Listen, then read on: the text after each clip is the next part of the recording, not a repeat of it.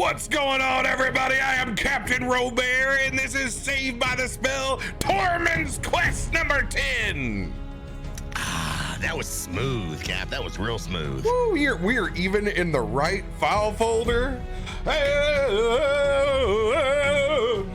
So I'll tell you, as I signed on tonight and started to get everything set up in my space, the only thing I hear is, strap in, we're gonna start this thing on time tonight. That's right, baby. Look at that right there. Oh wait, I'm not wearing a watch, but if I was, it would say we're on time. Yeah, I mean, we're technically within the 10-minute allowable window. The 10 minutes you're supposed to give your professors in college to see if they showed up before you skip class. Dude, we had like half an hour. It was ridiculous. Dude, if my professor wasn't in there within 6.5 minutes, I was like, oh, cool. Looks like I'm gonna get some coffee and talk to the girls. Right. We knew one professor, if it was sunny, he declared that he would be riding his Harley that day. You did not show up on rainy days. I like that guy. He also got caught cheating at the casino. Well, I mean, just shows you how good a character judge I am. You know, guy rides a Harley. Let's make him the next president. Fuck it, who cares? Can't get any worse, bro. Not gonna be any worse. Oh, beautiful, beautiful, beautiful. My man, surely you have a refreshing announcement this week. I'm actually switching things up this week on my announcement. If you have noticed, and I'm not wearing my my signature hoodie at this point because it is warm enough for me not to wear it. So, you know, just to show you that I have other clothes that are not just my red hoodie. I'm wearing an actual like regular t-shirt just for you. So, you know, that's my announcement. I'm switching up the wardrobe. I don't want you to think that I've been sitting here week after week. I know. What are we getting? My clothes. Look, good news is we can still get budget Keemstar quotes, whether we have the hoodie or not. Fine with me. I'll take it. I'll take it. Oh, Twitch chat never change. Never change. I love you. Always and forever. No, in terms of like announcements, what's going on the channel? It's just I've been enjoying a lot of Destiny. I've been fighting colds. The children are both sick, so I'm, of course, if I sound nasally, it's not just my voice. That's it's usually nasally, but it's more nasally. So it's more nasally than usual. What are you talking about? All of a sudden, I sound like Bernie Sanders. I'm gonna start telling you how I'm gonna give everybody healthcare. Beautiful. Other than that, yeah, that's my daughter turns 6 at midnight. She'll celebrate that birthday since I just had mine, and with that decided to buy myself some actual birthstone, my birthstone dice. These are real amethyst, a full set of dice ready to go. And you're a real birthstone. Yeah, my real birthstone. Amethyst. Hey, just like my adopted birthstone. Let's see yours. Hold yours up. We're gonna if you show me yours, I'll show you mine. Oh, I think yours may be even brighter, bro. Yeah, they're really like a nice like marbled purple, and it's got like these elvish letters with scrolling around it. Ooh, there's a elvish scroll letters with a sword in between them. They're real nice. That's dope. That's cool. That is cool. I'll be throwing that one tonight to see how it fares. I should have charged it by the moonlight last night, but you know, that's my favorite. Charged moon rocks. Yep. Definitely a cure for all things. I mean, as I was going to bed last night, I went, shit, I should have put my dice out. Damn it. Someday I'm going to do that. I'm going to roll nothing but 20s. It is the year of the double crit, so you never know, man. It is the year of the double crit. Then I will take care of that picture for you post-haste, my dude. Announcements over on my side. I'm going to be at PAX East next week. So what does that mean? It means that me and Radio are going to come together and do Tormund's quest on Monday or Tuesday. Big question for you. Big question. Would you be opposed to doing a 2-part episode? Monday and Tuesday? Monday and Tuesday. We get guests and and do a blowout. What do you think? I mean, I'm not opposed to it. I just have to make sure that the prop is clear with the misses. Yeah. So let's put that plan into action, and I'll get clearance from the tower. Sweet. Let's line up some friends. So then we got some D&D to start next week, and that'll give us a little taste while we don't have Shadow Walkers or Game of Saving Throws next Friday.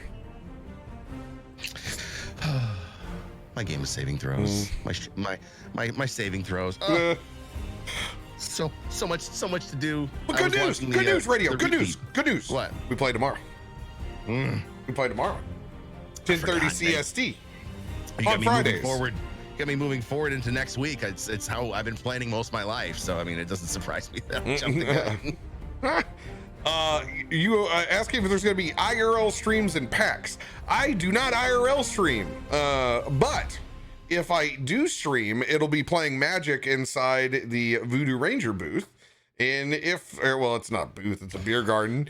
And if the internet is strong enough, then yeah, I'm going to play some Magic while I'm out there. If not, you'll just get me occasionally dropping sweet nothings into the Discord. Other than that, same updates as usual. Guys, I need you to be commenting on these YouTube drops, man. Talk to me in the comment section. Drop anything. I just want to start conversations in that file. Please help me out, everybody that's in the YouTube land. When you see this, drop some comments. Oh, you're going to make me turn into Bernie. I'm going to mold here. I'm going to pull my hair out. What do I got to do? What do I got to do to get some comments on these YouTubes? I need You got me so pissed off I'm pulling my hair out right now. Mayor Pete, I need to walk the algorithm. If we cannot fight the algorithm, I cannot save the American people. This is Tormund's quest. Thanks for all 7 people. They're going to see that. They're all Love going, you. You're a bunch of fucking idiots. They're like, well, how about you comment on your YouTube video? Oh, see, Sin's over on the YouTube side right now. He's been all over. He's been roaming, sailing the seas of platforms today. No comment for that. I was gonna sing yo ho, but it just doesn't seem fitting right now. Maybe tomorrow. Ivan, this is what we call a shit show. No doubt. It's our little shit show. So, radio. Without further ado, Captain, tell us what happened last week on Saved by the Spell Tormund's Quest. Tormund and Dirakt. Alone, eating spam and beans on the lonesome highway. Oh, yeah, that's a cleanser. Saw a disturbance of lights. Over yonder on some burial mounds. During a cold, rainy night on their way back to Fandual, decided to investigate. And upon further approach, discovered the sword known as Dragon Slayer. As they ventured through some catacombs of a old forgotten burial of both a green dragon and the lady who slayed her. After Tormund successfully bartered a deal with the gods, was able to retrieve Dragon Slayer from its grips of a shield guardian, set loose a spirit of a horse into the other side, and exited these catacombs, vanquishing the spirits that held them there, and be given a gift from the gods in a brand new horse. This is where we will pick up this week with the group about 10 minutes outside of Fandual.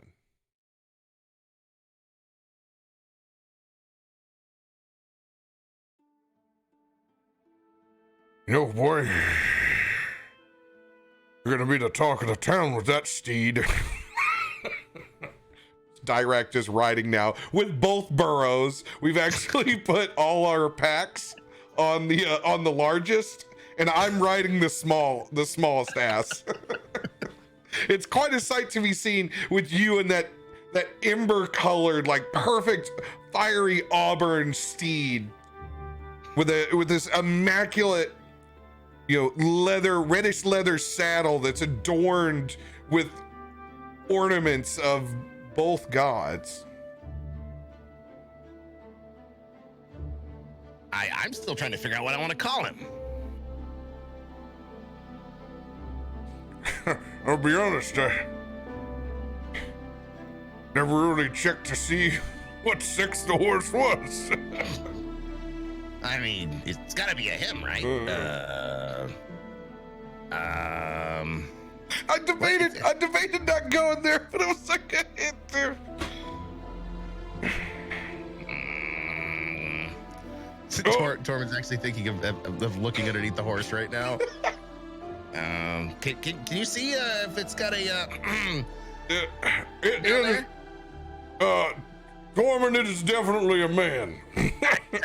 That's my boy. He slaps it on the neck, loves it, and ruffles its mane a little bit.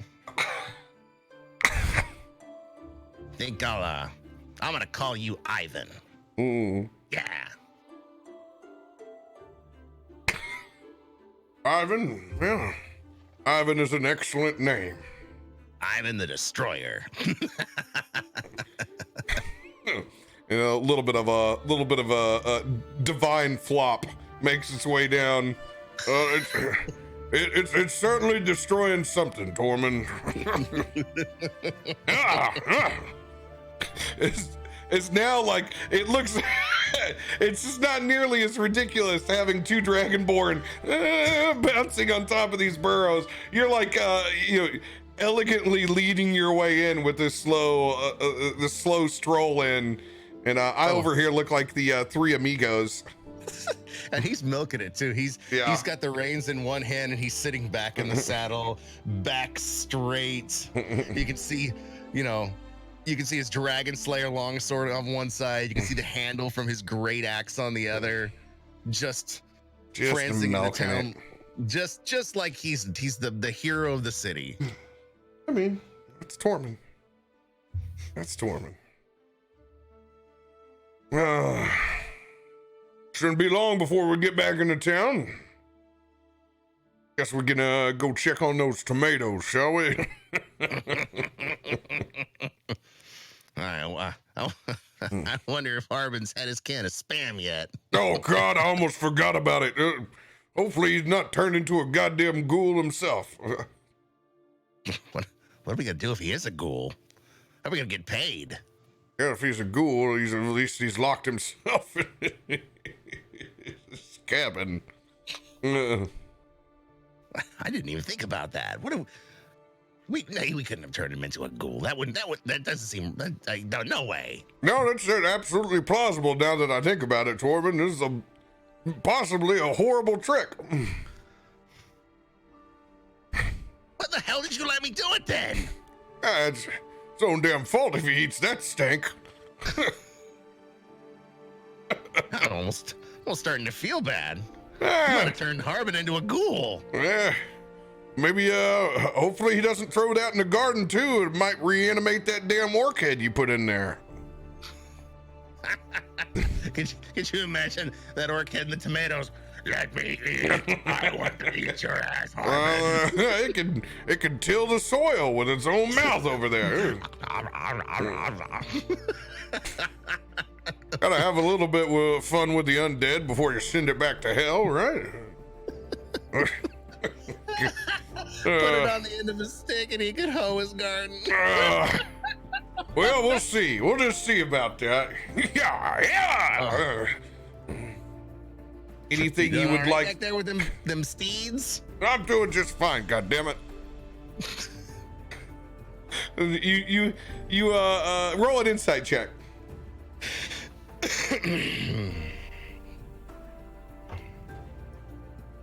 18. 18. Hell yeah, Dirakt's jealous of your fucking fancy horse. But you know what? The old man is more proud than he is jealous. Don't worry. We'll take turns next time, Dirakt. I don't want to take turns on your divine horse. That is your. Wouldn't mind giving you a ride, wouldn't you, Ivan? Don't ask the horse. You're talking to me, boy. Ivan.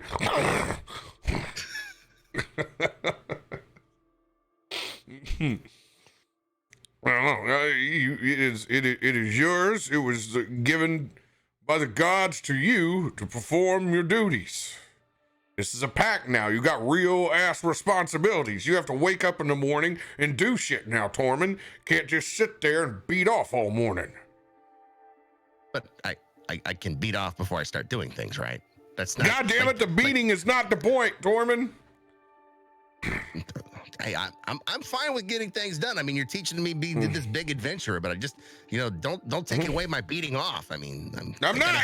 We're going. See, I should have mentioned that we're going down the wrong path here. The real piece of information, the tidbit, the jewel in this turd, so to speak, Tormund, is the fact that you need to get your ass up in the morning. That's it. I have spoken. But I can still beat off, right? He rides off. Yeah, come on, Ivan. Let's go get him. Is there anything you would like to do outside of town before you make your way into Fandual?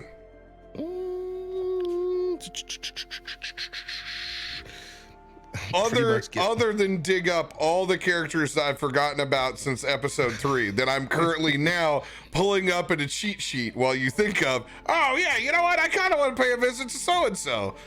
No, I'm not going to do that to you. As I sit there and I struggle to try and think exactly what accent I gave them 4 beers in. No.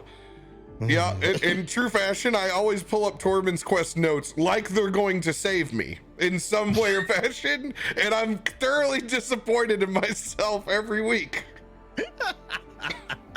Some things will never change. I don't think there's anything left for him to do out of town now that he's talked his shit and he's riding his horse like he's some great nobleman. I challenge you to think about things outside the box. And I don't do this enough to my own players. This is a wide open fantasy world. If there's anything you ever even thought about outside the constructs of what we've talked about, if you need to do some Oregon Trail shit, you never know. You just let me know. I know what I want to do. So we're riding back to town as Dirakt starts to pull ahead. Tormund looks around and he's starting to see some of the local flora and fauna and pulls Ivan. Oh, hold on. And he gets down and he starts looking at the ground and looking at some of the vegetation. He remembers some of the things he's picked up while foraging around Gancaster Citadel. Some of these plants look the same. This is wild sage. This is thyme, and he's kind of going through and foraging through the shrubberies, picking out different herbs and medicinal stuff that he knows from just working with his mom in the kitchen and having to, pull everything together. Go ahead and roll a survival check.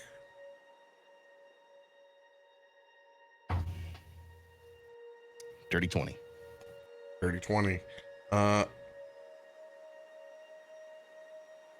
As much as your arms can carry, you stop by one of the meadows just outside of town, far enough away to not be so polluted by the city streets. Go ahead and write down in your inventory as much as you'd like as your 2 hands could carry.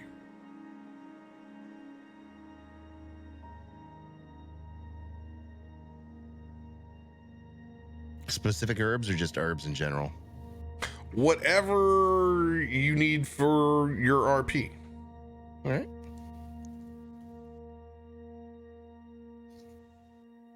Dirakt just taking this moment to get off the horse and stretch his back out a little bit.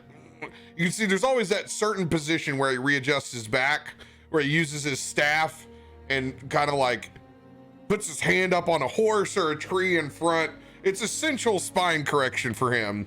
You know, it's his teeter hang-ups. You sure Dirakt really isn't me in real life? Part of Dirakt is very much you. And part of him is very, very much me and my some of my elder family members. Jesus. All right. I've got the herbs that I need.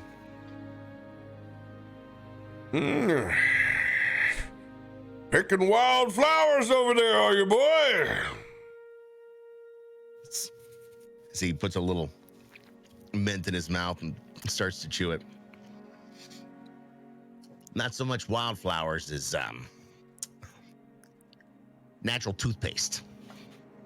Oh, You want some? you don't just burn that off. You know, I like to make sure that my dragon breath is as fresh as it can be. Yeah, and Dirakt is very, very much like brown swagger. It's very much like old bachelor. It's a mixture of like Setsin, like fucking Setsin fucking with a hint of brute, and then just just old summer sausage, classic meat breath. A little touch of halitosis. I'll take some of that mint. Hold that spring. Oh yeah, goddamn, that's some strong. You know how to pick them, Tormund. It's far enough away from town that the mint is strong. Look at the way it runs towards the river. This is some good wild growing mint. It's been here a long time. So that's how you know. Ciara taught you a thing or two, did she? Mom taught me a lot about foraging. A couple of these herbs can even make a good medicine if we need be. How far out from Glancaster would you have to go to? And I've always imagined Glancaster's kind of a barren plain, like right outside of it, isn't it? Yeah, because it's a windy area, so it's kind of like in my mind, it's kind of like Utah, like salt flats-ish for a bit.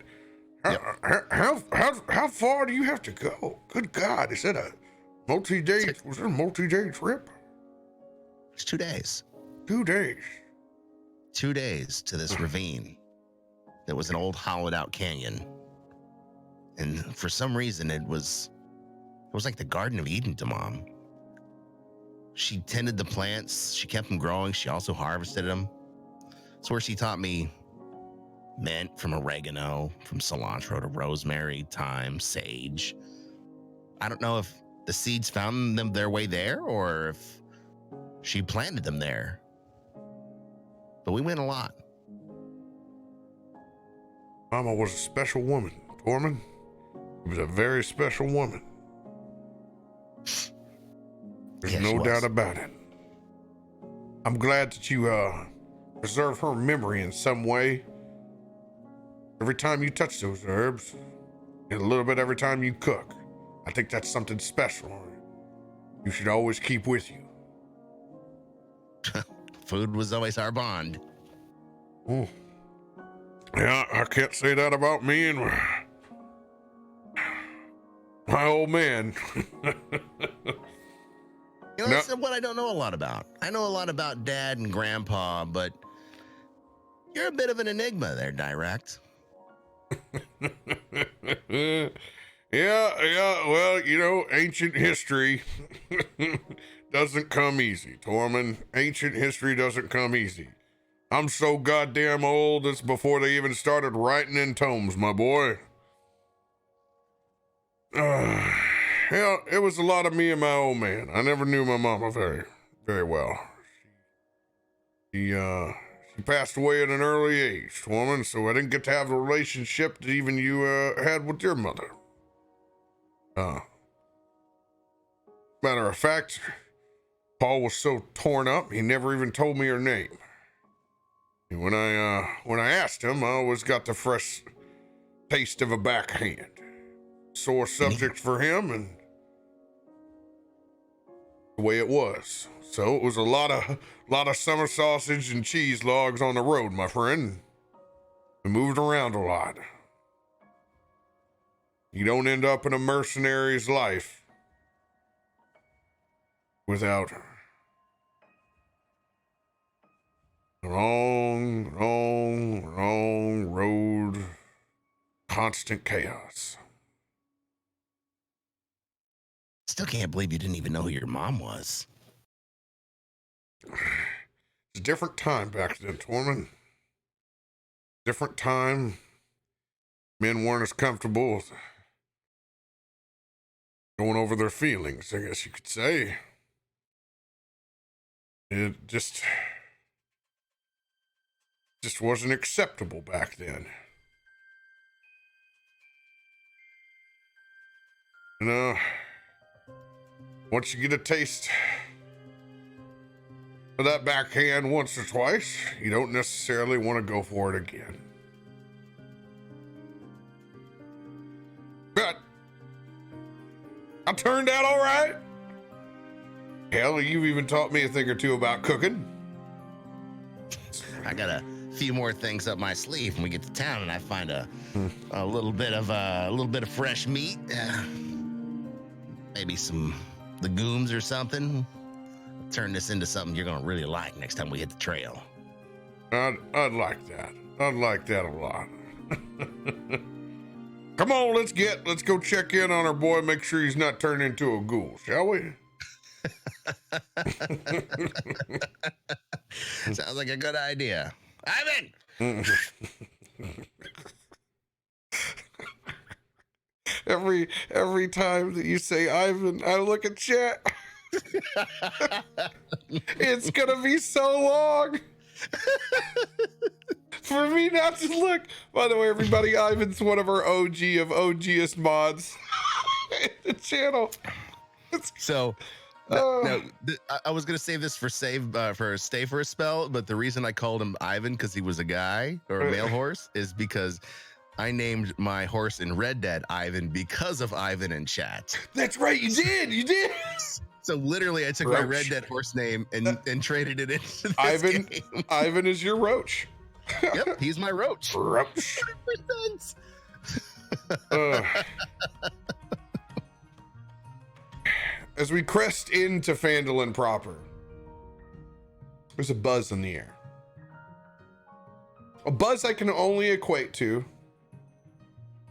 a Friday afternoon in a small town, the beginning of a happy hour, or 8 a.m. at the bar anytime in Key West or New Orleans.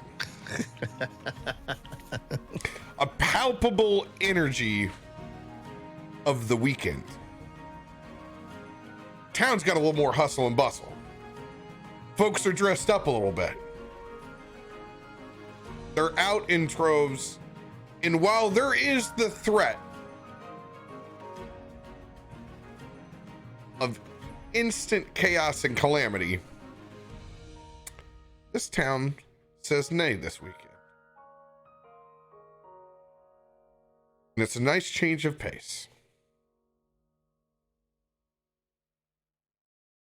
Dirakt, check this place out. It is hustling. Yeah, it's I'll be honest, boy, I've been here a lot of years, and you don't see a mine town look like this very often. It looks like a goddamn holiday out here. I was going to say, is there some sort of celebration that happens this time of years?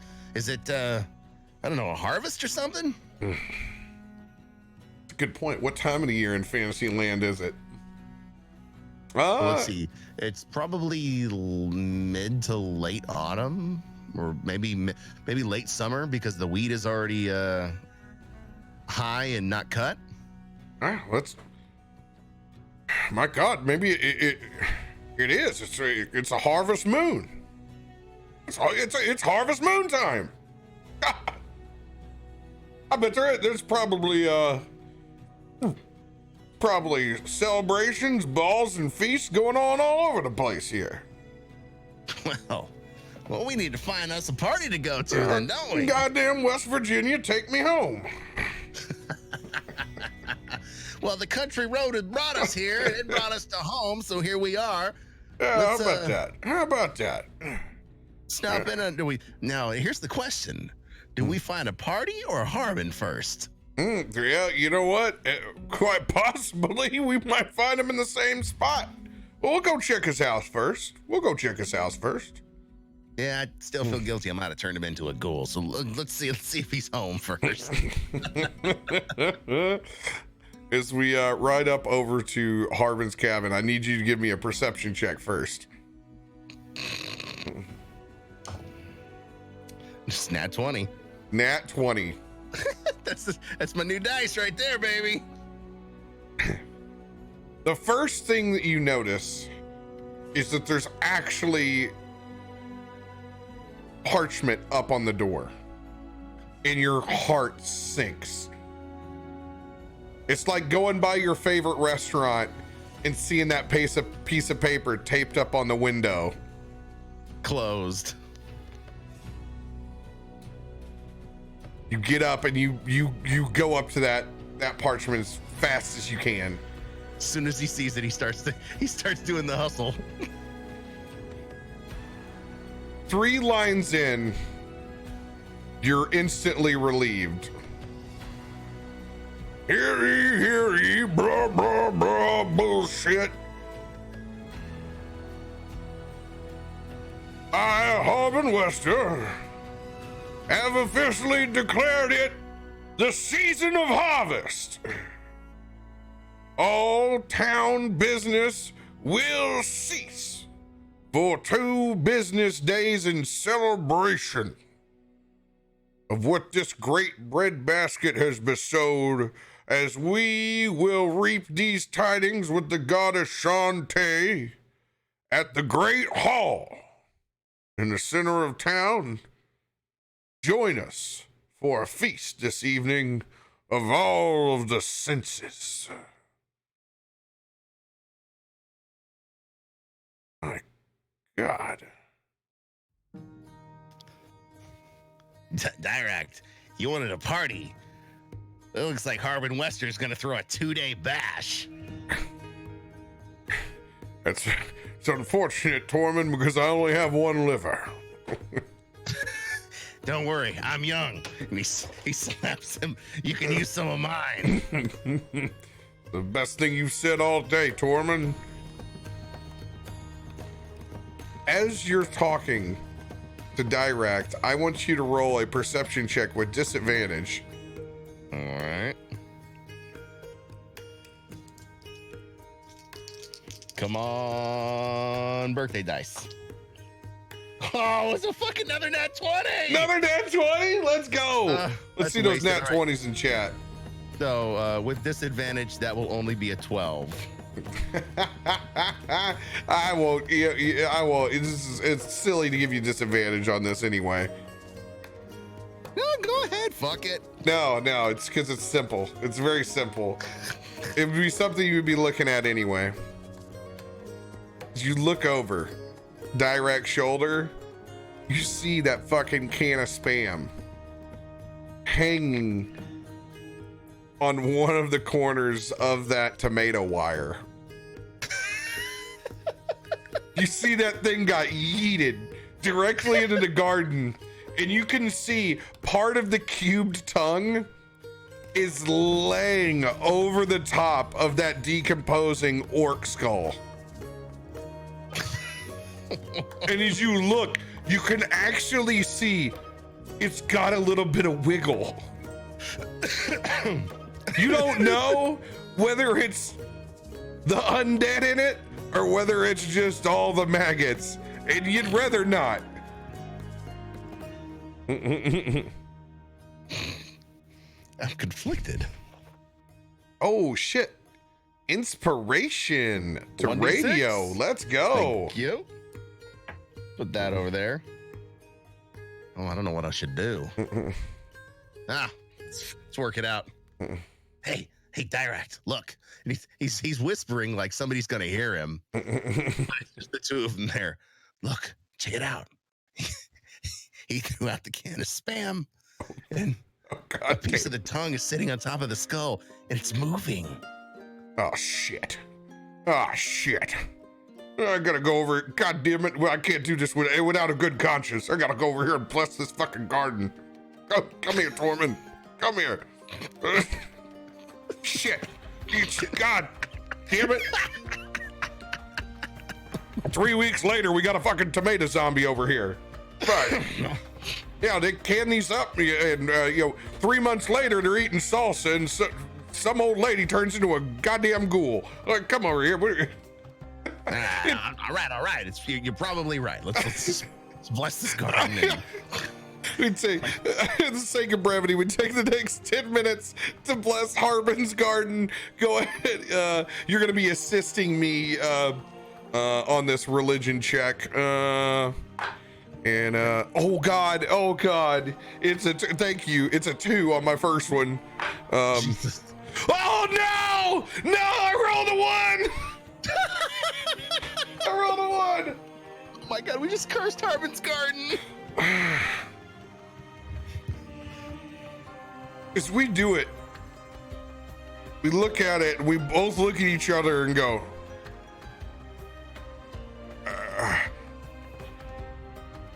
I think this garden is far beyond driven, Tormund. I want you to make note. We're gonna have to come back here and raise this sumbitch. Just want to you set it on fire right now? Not yet. We gotta smooth things over first, Tormund. I don't think this is gonna turn into Attack of the Killer Tomatoes just yet.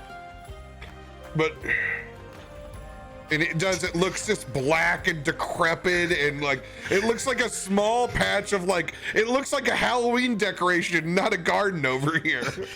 Tormund's starting to grab his great axe and his sword. Want me to go ham on it? No, we don't need it. We don't need it to spread.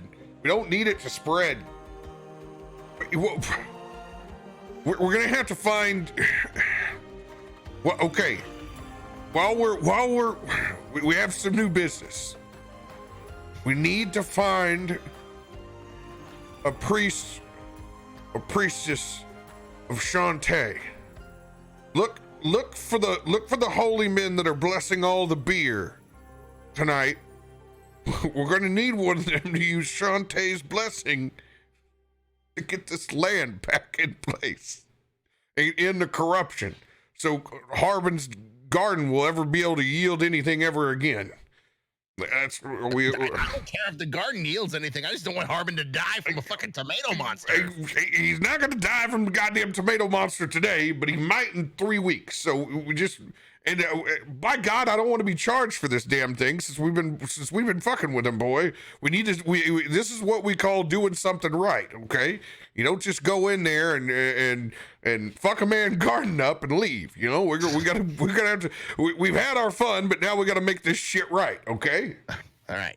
Priestess Ashante, priest blessing beer. Roll an insight. Roll an insight.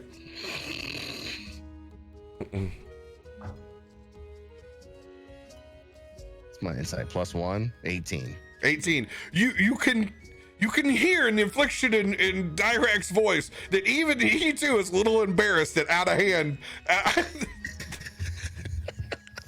Now that there's this garden that even he can't unfuck and uncurse. You know, he's a little unsettled that you couldn't just come over and go, oh yeah, ashes to ashes, dust to dust, Phoenix, fuck it up. You know, he's at this point he is now officially concerned about this shit. It's officially registered, and like any old proper man, hey, we're gonna fix this and make this thing right. Jesus. It's like you're gonna come down. God damn it, you're gonna come over and rake the neighbor's leaves that all blew over from our house. You're gonna do it. Just like when I was toilet papering the neighbors and got caught. Yeah. This is that moment. Son of a bitch. All right. Well, good news is we're still going to be going and getting a drink on. That has not changed, my friend. That has not changed. All right. Don't let me black out until we get a priestess up here. Can clean this up. Well, hopefully we'll meet one. I wonder if Halia will be at this party. Get your damn mind off that guildmaster. Well, maybe she likes big horsies named Ivan. I'm not even gonna go there. I'll show her Morden's inscription. Hey, you like this? Oh my! You just need to get your mind right, boy. Get a new target. All right, come on. Let's go. Let's make our way to the goddamn guild hall. All right. I mean the fest hall. See, you got me saying that shit now already. God damn it, boy. You want to go too? You had a good time that night. Don't tell me you didn't. Yeah, it has nothing to do with her, shithead. All right, to the Great Hall. Let's go enjoy some of this feast, and let's see if we can find a priestess of Shantae. Roll a perception check, Tormund.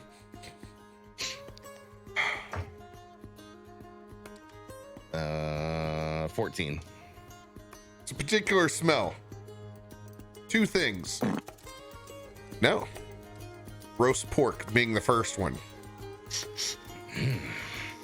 Strong scent of Schweinhaxen. Perfectly roasted to where the fat has turned into cracklings on the end. But you pick up a second scent. I want you to roll your survival on this one. Good thing survival is buff. Oh shit, yeah. 22. 22. It's wine and it's vinegar and it's savory at the same time. Oh, and then you get the onions and the carrots. Oh, that's sauerbraten. That's a whole load of sauerbraten. Oh, Dirakt. Smell that. It's roast pork. Sauerbraten. Your nose is incredible, boy. Oh man, no, but you don't understand. This is sauerbraten like I've never smelled it before.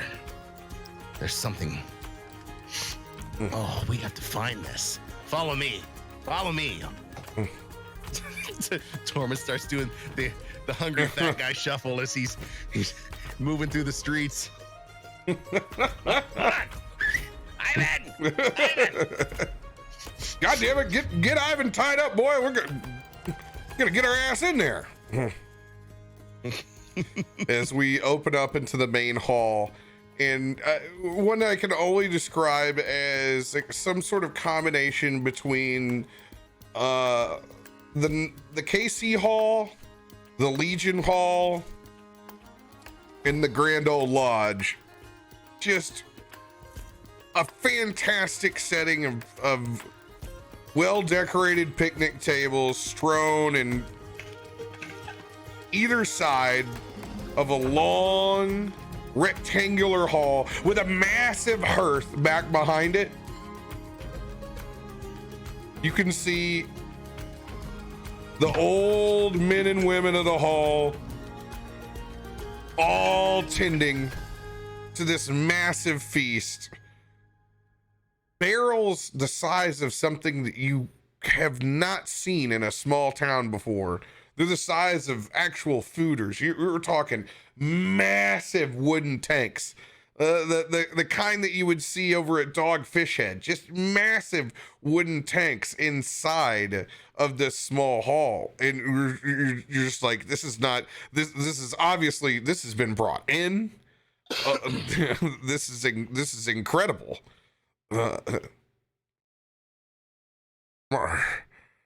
And just wall to wall people on all sides as you look out. Oh, Dirakt, no, don't say anything. This is heaven.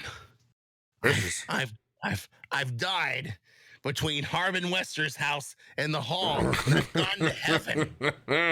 This is something else, Tormund. This is something else. How do you think they brought these fooders in here? How do they get all this beer?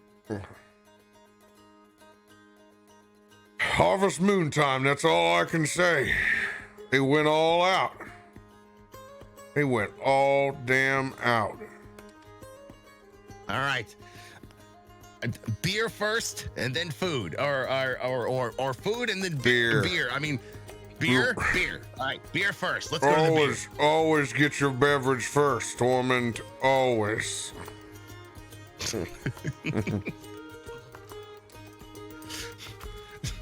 Luckily, Tormund's pretty big dude.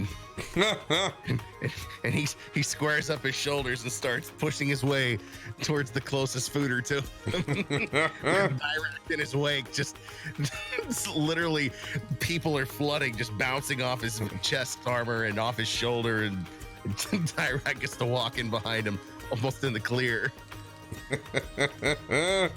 Tormund looks like baby Huey going for a fucking skunk. Just, I want to play with it. He has one eye line and it's going towards that food where all that beer is being poured. And he gets up to it and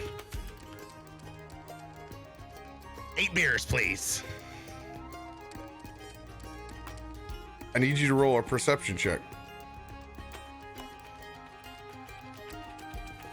16. 16. You see just their back at first, but then this large burly body, 6'4", full brown friar robes, tied at the waist with a massive braided hemp rope, with multiple tankards hanging on either side.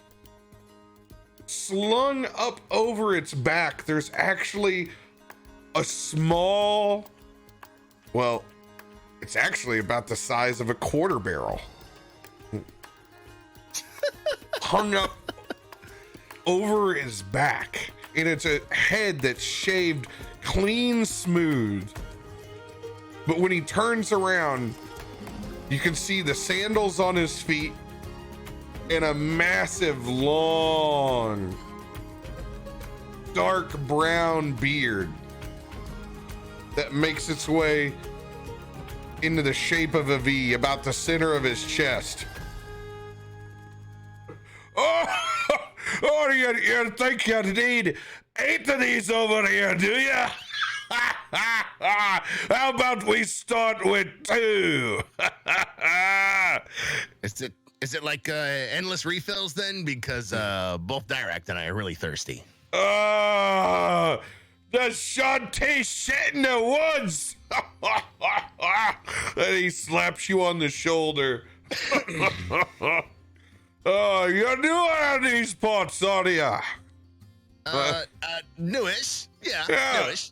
Yeah, you look like you've never seen a 6'4" dwarf or a keg a 6'4" dwarf would bring. If you're 6'4", does that technically make you a dwarf or a dwarf giant? Oh, my mother, she was big boned, you could say. My old man did well and he climbed the mountain, boy. I don't know who I love more, your mother or your father at this point, but I have the utmost respect for both of them. Slams 2 tankards down. What's your name, son? Tormund's gonna tip it up, chug it, slam it down. Tormund Faust. Tormund Faust, what a good name for a little lizard. And he rubs you over the head. My name is Braden Barley. Nice to meet you. You've got a good name. That's a good name. You have just met my first D&D character.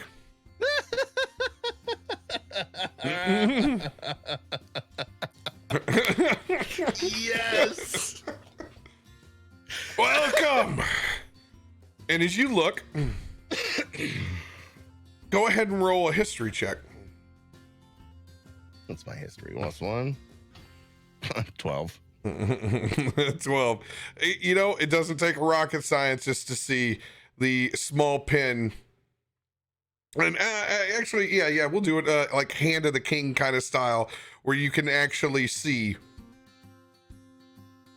the 2 grains of wheat that make around a large white rose in the center. You can tell that's you have met one of the traveling holy men of Shantae, the grain goddess, the grain mother, the one who bestows both the land and the beer. And here, one for your companion too.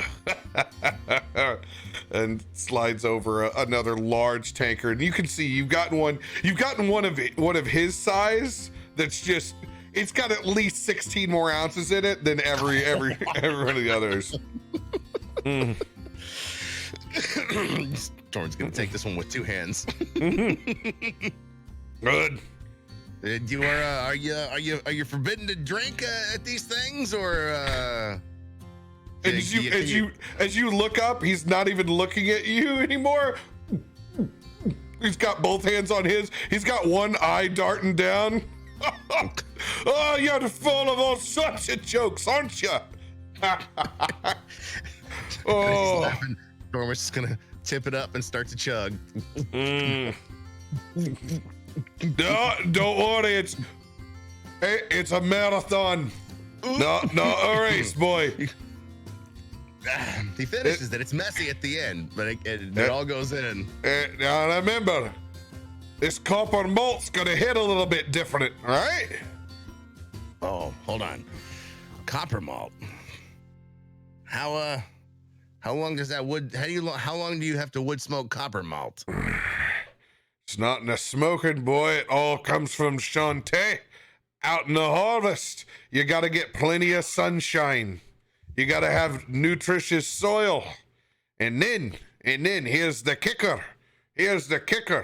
You gotta bless it with some holy fire. That is how we get this copper malt. Look at it. You can literally see Shantae's eye, and he busts open a section of it and just like spreads it over the top and just crushes a little bit of the roasted barley. Smell it, boy. Oh, hold on. Fill my glass back up and put some of that on the top of this.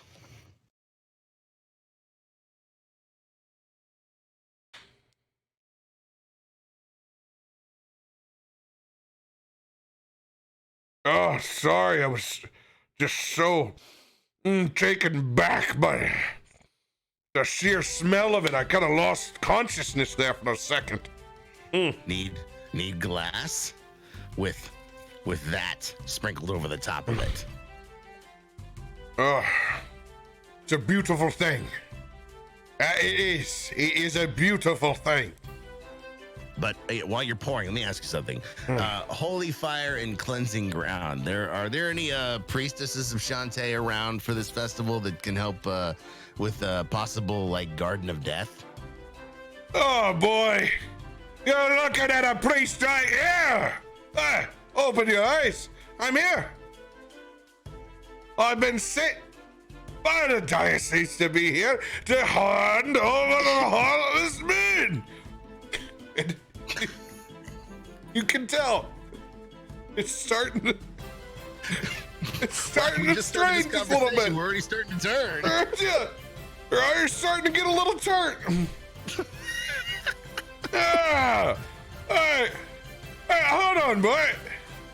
You're talking a lot of business over there. How about you go there and fetch me a piece of that salad, Brian, and we can talk about it some more. I got some glasses to fill. Shite.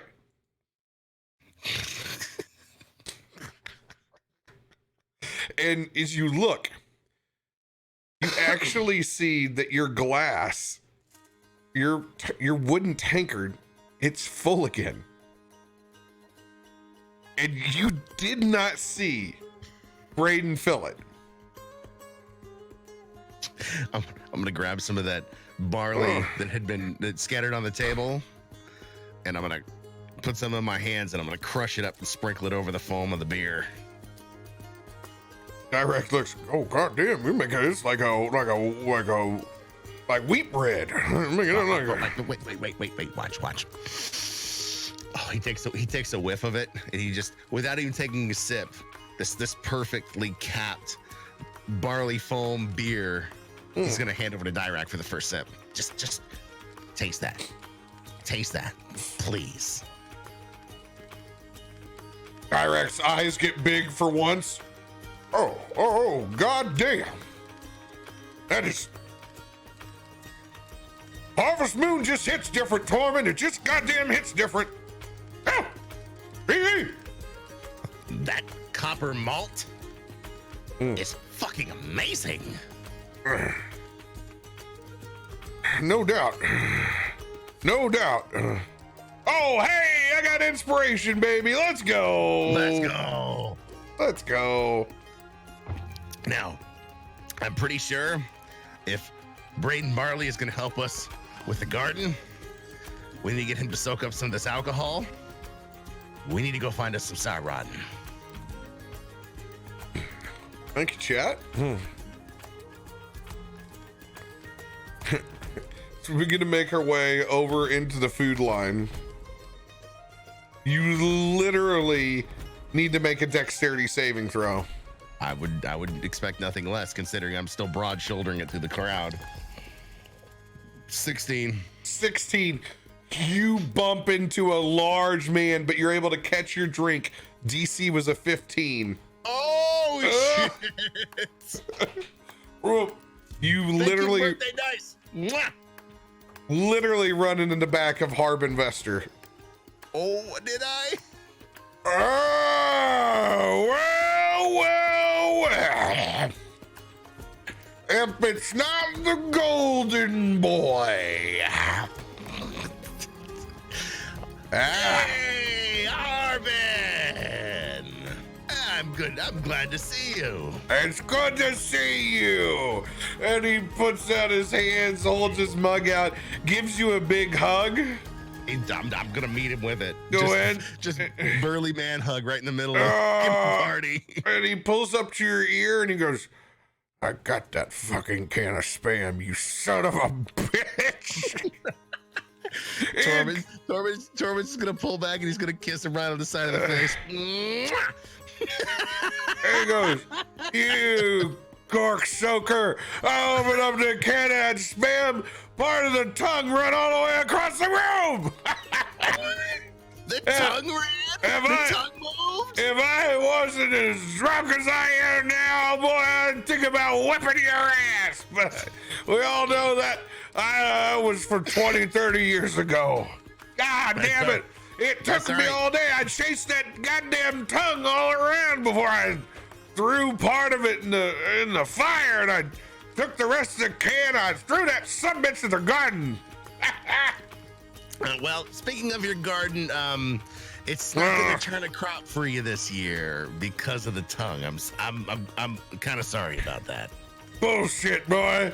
My garden always yields the biggest beefsteak tomatoes. And that won't be any different. I am not going to miss out winning a blue ribbon at this county fair. It hasn't happened and it won't happen.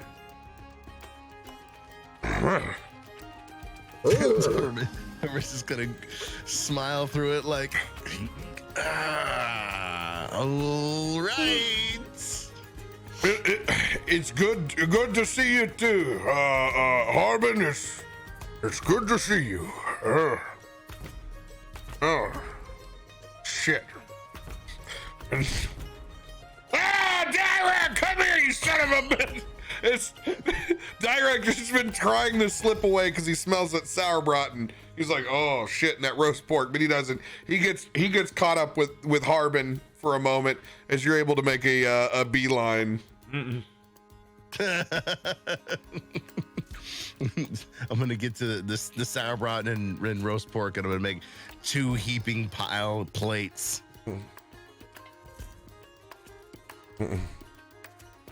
And the old ladies in the kitchen, the old blue hairs, whatever you tried to take, they doubled it. Jesus. Oh, now you can't just run off with all that. You need some more. You gotta put some meat on your bones. You're not contained over there. Come on now. Tormund looks down and literally grabs a fat roll underneath his arms and goes, I'm plenty beefy enough, but you know, the food is so good and that I'll happily have some more. As you're going by, you actually get hit with one of the spoons. It slips over the wrist and goes, no, and don't you even think about not taking dessert. As you get stacked with another plate on top of the sour braten that you're now carrying. I need you to make another dexterity saving throw as you carry this pile back. The DC is a 16. I've got 2 plates and a dessert, so I'm half server styling this. Yeah. Come on, dice, don't fail me now. All right, I'm gonna use my inspiration on this one. There we go. That's a 19. You burn the inspiration to save the bread pudding. 100%. Oh, that's a beautiful thing. That's a beautiful thing. I wouldn't have made it without that inspiration. The bread pudding would have been on the floor.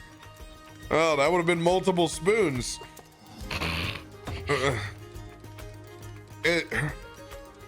Mark, look at that. You go over there. You're able to make it with 10 tastes of bread pudding.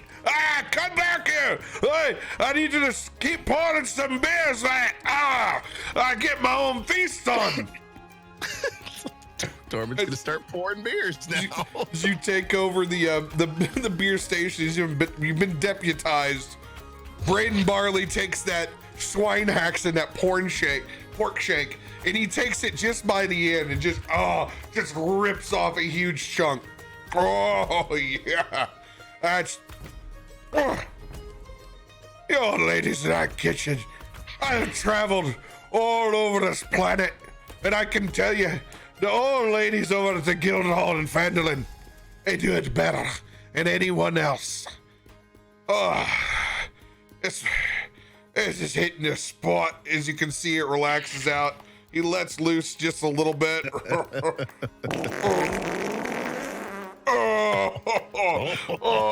That's why we tie a tight rope over here, Tormund, so it doesn't bellow back up on you. What are each one of those knots for? Wouldn't you like to know? You're a monk. It's not like you're collecting bodies or making bodies. Sometimes you're making lovers, boy. You're in the wrong, worshiping the wrong god, I can tell you that. Wait, hold on. And Tormund sets this beer up for somebody who's been just harping for one. He's the guy who's waiting at the bar waving his credit card. He's the one who's been literally just fucking waiting forever. He goes to set it in front of him, but just turns and sets it to the guy to his left and goes back to you and goes, wait, hold on. Shantae lets you take lovers as a monk? Goddess of the grain and goddess of fertility! Tormund pours it another flagon's worth, and he's gonna walk it over to the guy sitting at the end of the bar who's been bitching about it and goes, nah, fuck it, to the goddess of grain and fertility. He brings a hand over your shoulder. See, Tormund, the real bitch of the beast is accepting the grain mother's bounty and drinking her beer, but denying her that goddess darn fertility. Now that is a true feat. You must learn to defy the gods. You're talking about, pulling out just at that one moment, right? It's a philosophy, Tormund. Maybe someday when you grow up, you'll learn, boy. Tormund's gonna take the half-drunk beer and give it to The guy who's been fucking trying to flag down the fucking alcohol gets a half tankard. He goes back to pouring. Oh shit! Ivan with the nat 20 on his own horse call out. Yes. Meant to be. This bread pudding is something. The thing that dreams are made of. In fact, I almost lost the bread pudding coming over here. There's a story in that itself. Carrying 2 plates plus 2 extra desserts. It's a lot more than this little dragon board can swing around. He grabs you by the collar. If you would drop this bread pudding, it would have been a complete sin. I'm glad you didn't. Is it a sin to eat bread pudding off the floor? No! God damn it, it's not! As you can see, it's a man that commands. Every time he raises his tankard eye, people are watching to see it, and there's just a group that follows. Sounds like somebody I know.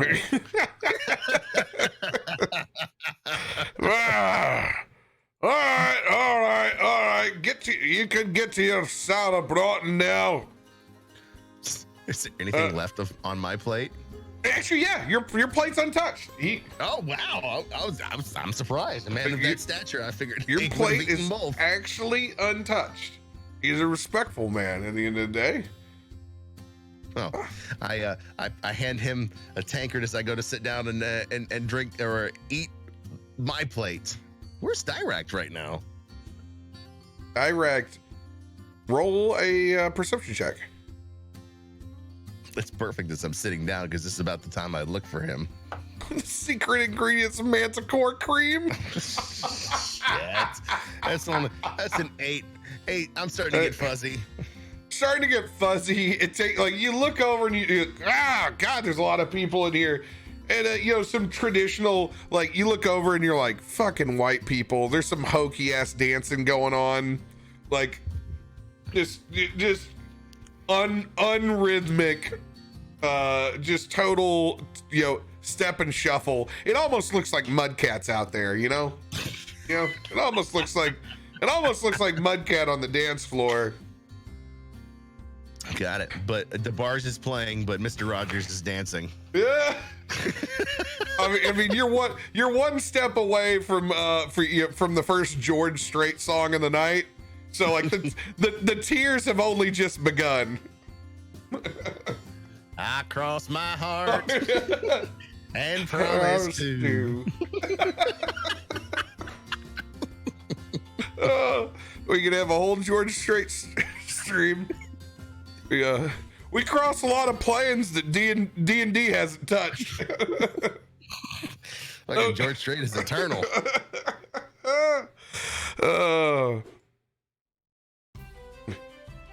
But as you do, you see Harbin is still locked into deep conversation with Dirakt. There's another gentleman next to him.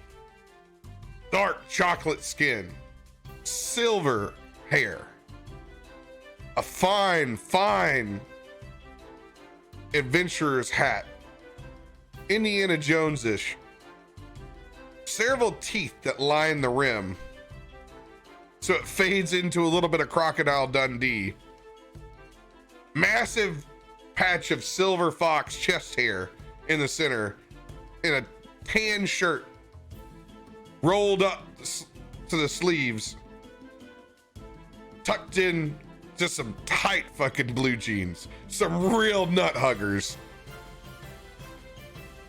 You can see a fine set of cowboy boots, python skin.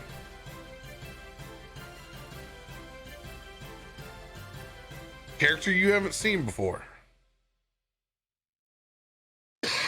I'm just gonna sit there and eat my meal, and watch them through the crowd to see what's going on with the body language.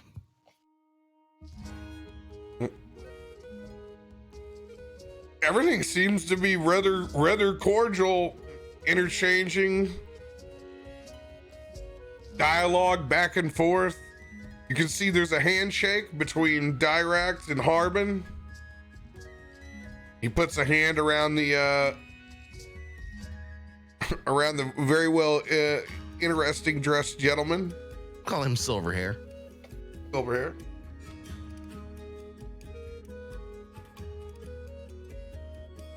And you see them both depart, and they make their way over to the food.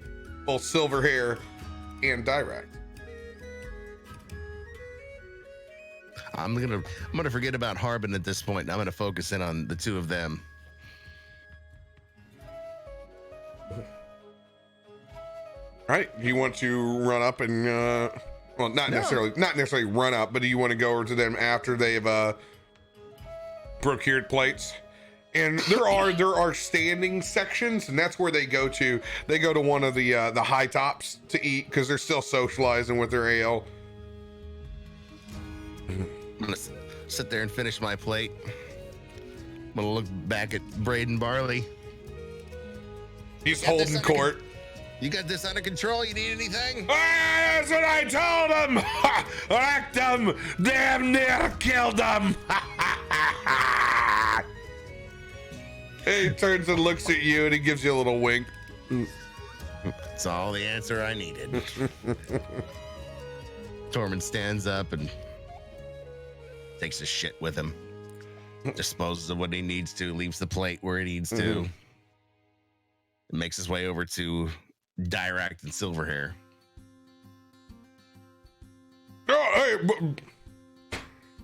we're just talking about you, Tormund. Come over here. I gotta introduce you to a friend. How's it going, friend? Silverhair sticks out a hand your way. I'm meeting with a hearty handshake, but I'm gonna grip strong. How you doing there, young blood? I'm all right. Nice. How are you? What's your name? Nice to meet you. I'm Don John. Don John Raskin. Nice to meet you. It's a pleasure to make your acquaintance, Mr. Don John Raskin. Tormund, Don John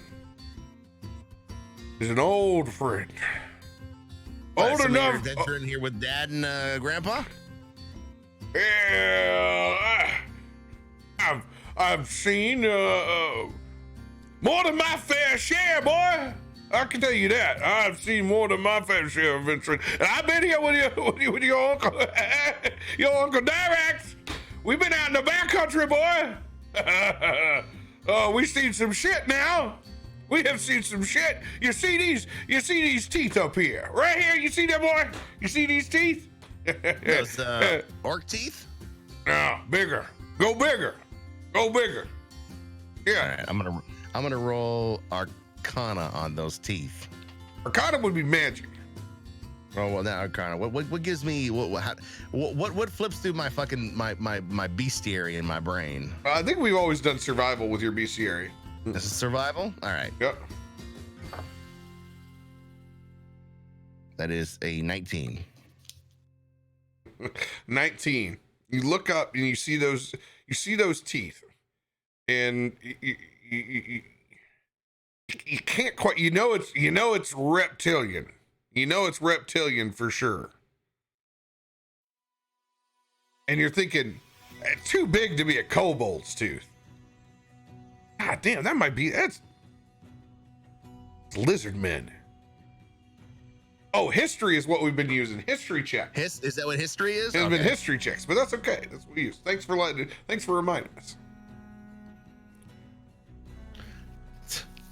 Tormund sits back and looks at those teeth for a second and goes, those lizard men teeth? Young blood, you're not too bad. You're goddamn right, those are lizard teeth. Now, just how many lizard men has old Don John had to get through? Well, young blood. He pulls out a necklace.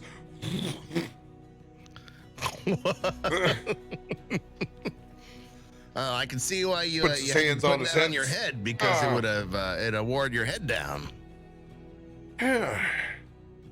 You want to look down below? I've always saved the finest bellies for these boots. Yeah, me and your uncle have been a place or two. And just so happens, Tormund, your uncle, myself, and you, of course, we could go on our own little adventure of our own. He's gonna look over at Dirakt. Yeah. Tormund, I've taken a contract in our names. We're gonna escort my old friend, Don John, back up to the Golden Toe Mine, up northeast of here. It's about 15 miles.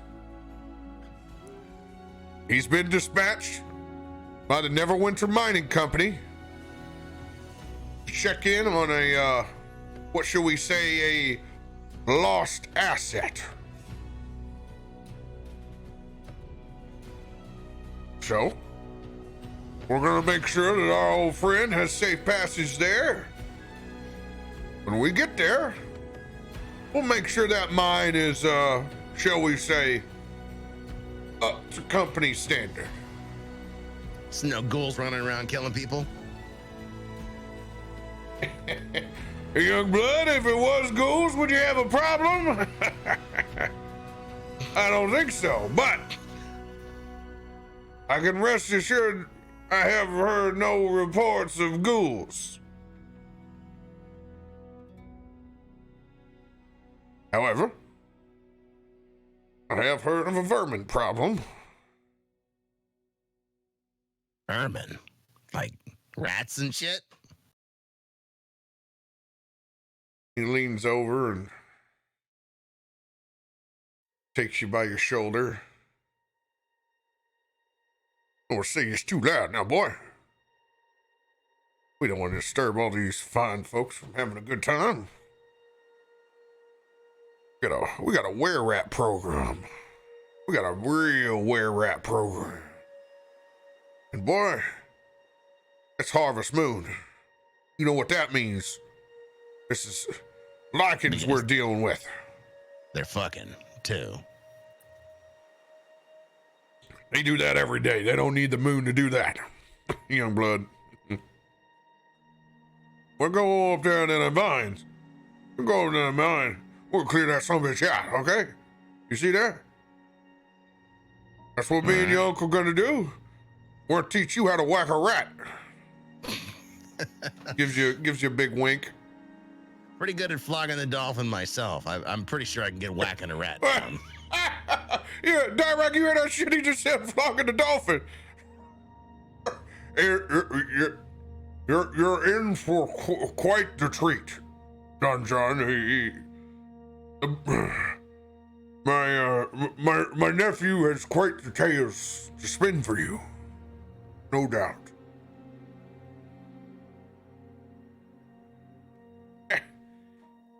What? You need to go on. Eat up. We're gonna go kick some ass in the morning now. Have fun. Get to the dance floor. Try not to make any more of yourself just tonight.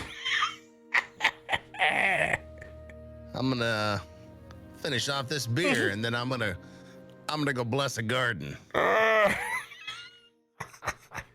Hey, you go do that now, boy. Me and your uncle gonna catch up over here and talk about a bunch of old bullshit now. And as you begin to walk away from that conversation, I shit you not, Dirakt. Her titties were this big. It's the last thing you hear. Puts a smile on your face.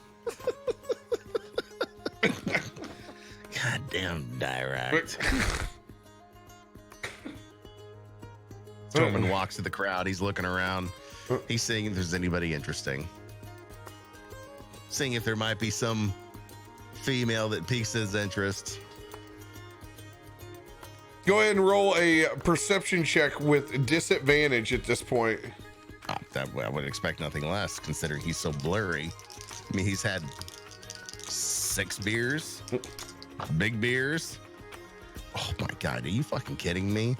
Both 17s. Perception is a +1. That's an 18. 18. 18 is the DC that you needed. You can see it. It's her. It's Halia. The best you can tell, it's Halia. And man, does she look mighty fine tonight. It's the first time you've seen her out of full guild attire. The only thing I can describe it would be like a, like seeing a Greek god. It's a white and gold dress, bound at the waist. Accentuates her ham hocks in all the right Tormund ways.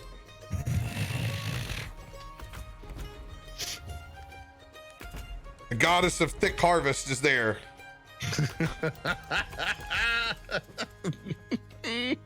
And she's got a whole crowd around her. As you can see, she also has a mug the size of Tormund's. Tormund starts to walk her direction, and he sees the crowd, and she sees how she's dressed, and he goes and turns right and goes to the bar. He goes over to Braden Barley. Oh, you're back here so early! I need another fill. You need something, all right. He fills and tops you off. Let me ask you, what do you know about Blessed Damned Gardens? Fuck do I know about Blessed Gardens? It's what the hell I do every day. That's all I do is go out and gardens. I bless whole fucking farms, boy. It's my job to go and give Shantae's blessing around the countryside so this place can produce the beer and the livestock that we're drinking and eating now. What about beefsteak tomatoes? Oh, I could shit out a good garden with a wink. I'm gonna need your help. I kind of fucked somebody's shit up. Hey, how many times have I gotten, oh, Braden, why don't you come on and fix my garden? You're lucky. Braden, Hey. I poisoned it with an orc head and a tongue from a god. Now, he's starting to get fucking saucy now. I poisoned it with a tongue from a goddamn ghoul. Yeah. And then I had the Phoenix bless it, and it turned into shit. It's a smoldering pile of ashes, and I don't want a goddamn demon tomato to eat Harbin Wester. He pulls you in real tight. He goes, you dipshit. You made a demon tomato. He slaps you on the back. He goes, all right, I'm up for a good challenge. I'm gonna piss the flames of hell out on that garden of yours. When we wrap things up over here, I'll go and take a leak on your little garden patch. How shall we do? Oh yeah, come find me when you're done. I'm gonna take care of that little garden for you. Tormund is going to find solace in his tankard of ale while he watches Halia around the room, too fucking shit scared to talk to her. Oh shit! Go ahead and roll.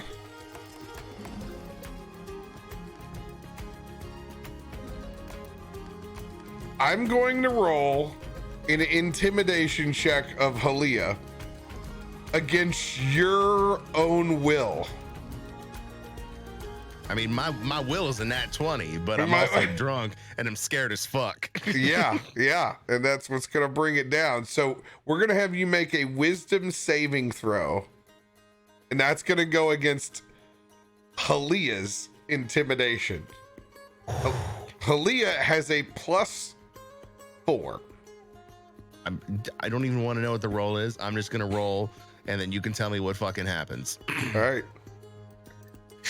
Oh, Jesus, come on. What a time to get a fucking 18.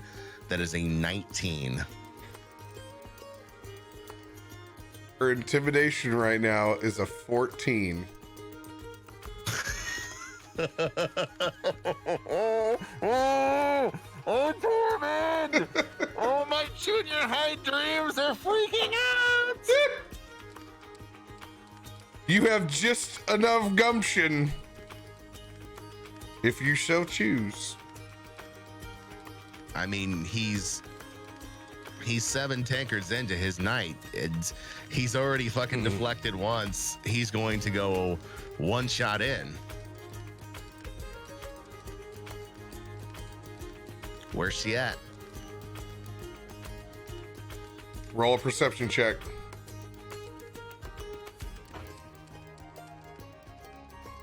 19. 19. I love this dice.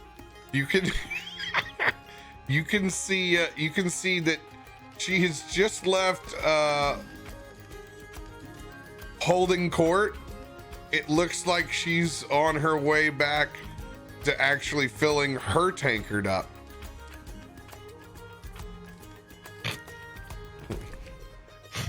Being a stoolie right now with his beer, he's literally going to take his weight and lean to the left to create a hole to his right as she's approaching.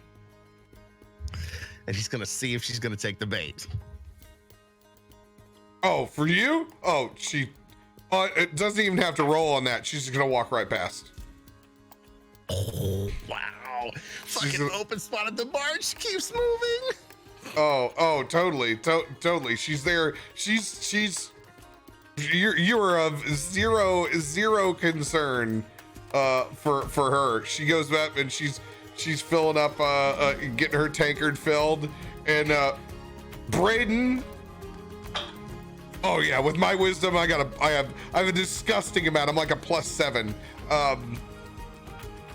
Picks up what you're laying down. Boy, you're never gonna get to the juice if you never squeeze. Oh my God, no. You're gonna have to say hello, boy. I can see the look in your eye. Oh my God. This is fucking terrible. It's like dating all over again.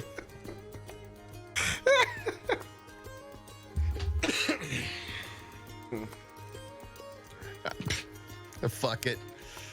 Now that she's got her tankard, he's gonna move in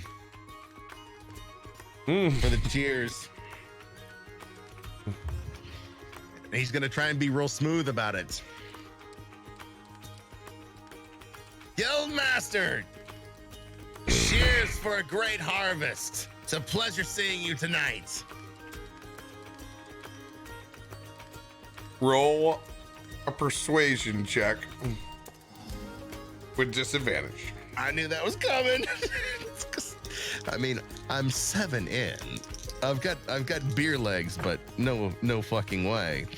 And that was going to be it's going to be an 11. She's gonna roll a wisdom saving throw with disadvantage. Her wisdom is only a +2.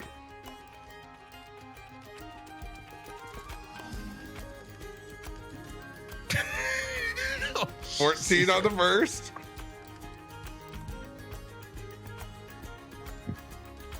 +14 on the second total. Shit.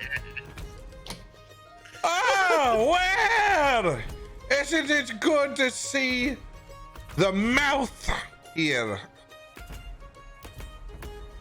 Mouth? What mouth? That filthy little mouth of yours that you had in the guild hall. You can tell she's been drinking as well. She puffs up her chest a little bit. I beg your pardon. I got a right mind to teach filthy little boys like you a lesson. Is that a promise or a threat? Roll a persuasion check. I love persuasion. It's a fucking 19. All right. Here's her wisdom. Oh no! Is this... 16. Ah. Just maybe. Just maybe.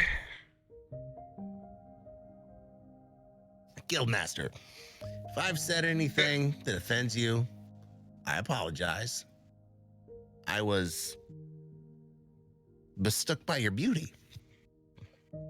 I couldn't contain my words, and I'm not a very delicate person. Let's put it that way. I'm sorry. You're darn right you should be sorry. Insulting me like that in front of everyone else.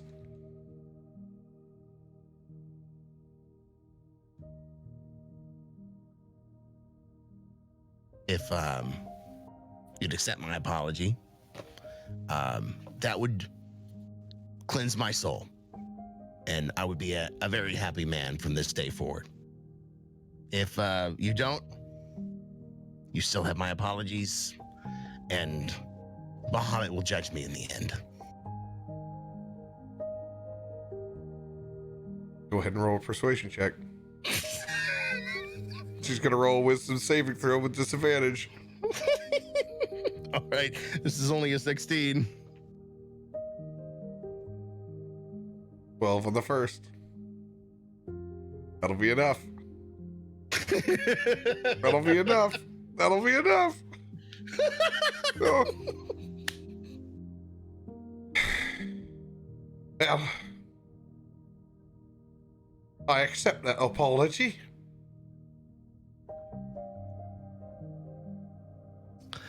I've got some business to do with out of town. Don John Raskin.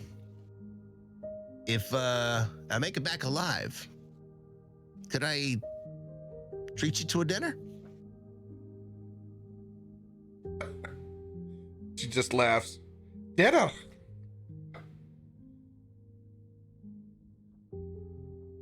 How about you treat me to a cigarette? And she grabs you by the collar and drags you outside of the guild hall.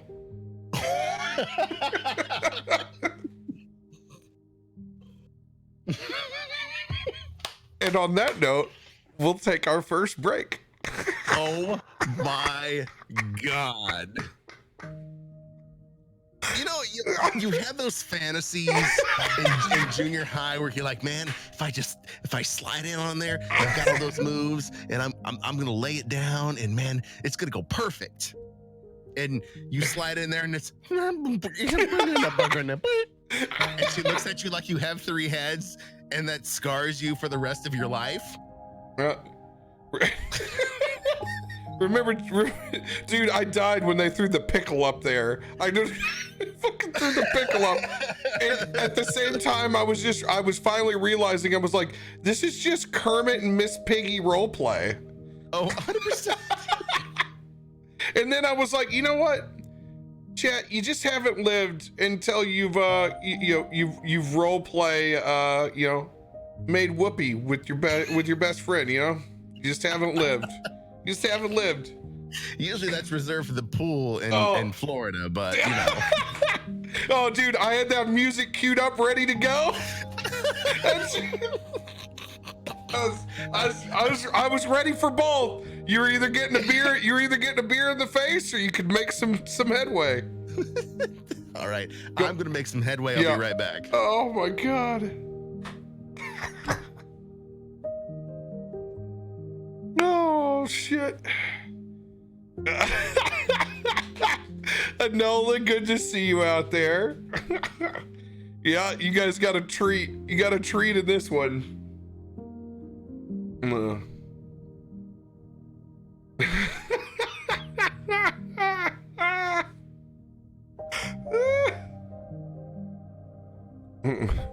This is the best, dumbest shit ever.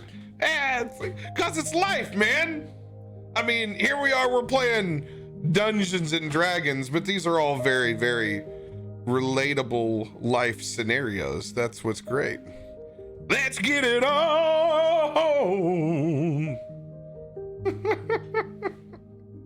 Let's get it on. Hey, what's going on, Jubs? Let's get it on, sugar. All right, I'll be right back. Go do it. I got chat. Oh, 100% BRM. That's the way it goes.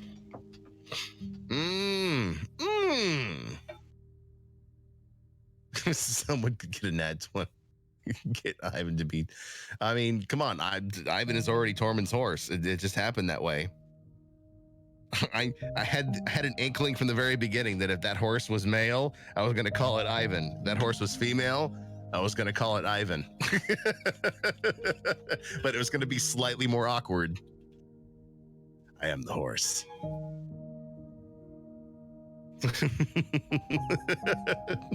Ivan. Actually, that's pretty good, Spoke.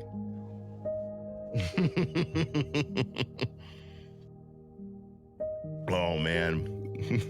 What a fun night. What a fun night.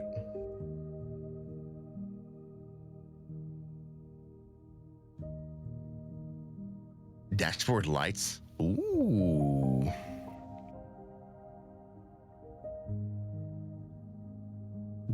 Weird. Hey, you know what? You don't have to come hang out for D&D to make fun of me, but I appreciate you being here to do that. I get that on the daily. Come on. You realize what I do.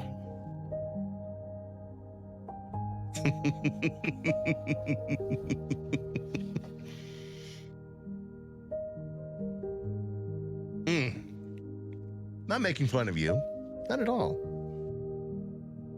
I love this wonderful, peaceful music the captain has flowing in the background. It's almost like Yanni, but not.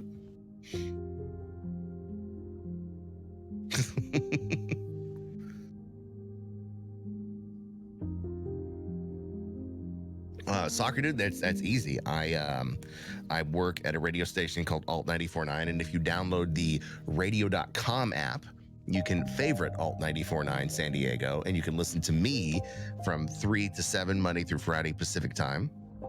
And then on Friday nights at 7 o'clock, I do a show called the Rock and Roll Happy Hour, which is my craft beer related show, which is who's providing the wares for me this evening after our recording session on Wednesday. So that's the fun part.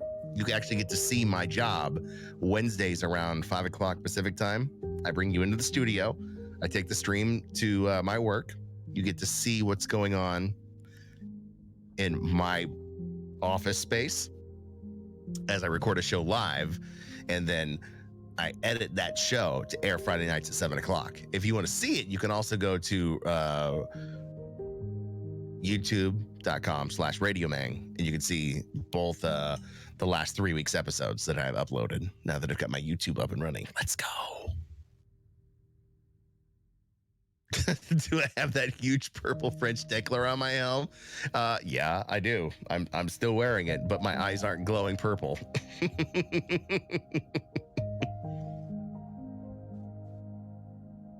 Oh, Sax, you're right. It is very Enya-esque.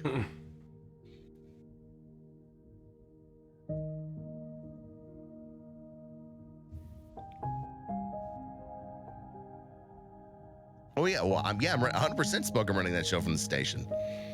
I've got a laptop that I bring in with multiple cameras, and I've got a layout on that laptop, and that's how it gets done every week. Think of it as your drink along before Shadow Walker starts on Wednesday. That's definitely what it turned into this last week.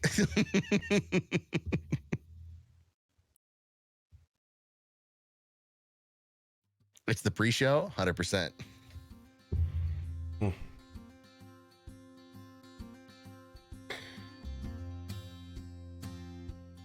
Tormund, please give yourself 1 point of exhaustion.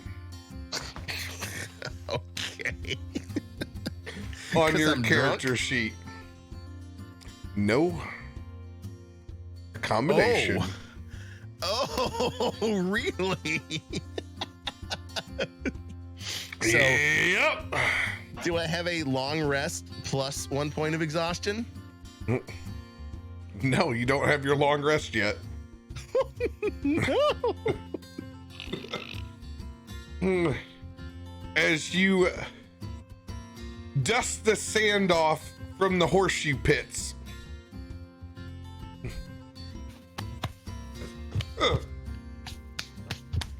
and make yourself proper. Am I alone or am I helping someone up? Oh, she's already left you. Oh, thank God. Matter of fact, she left you in the horseshoe pits and has been back inside with a beer for at least 10-15 minutes. Oh, yes. If someone were paying attention, they could have found a new post to get a ringer in. As you laid out in the sand pit of the horseshoe trough next to the fest hall, there was an 11th post there. Speaking of horse trough, is there one nearby?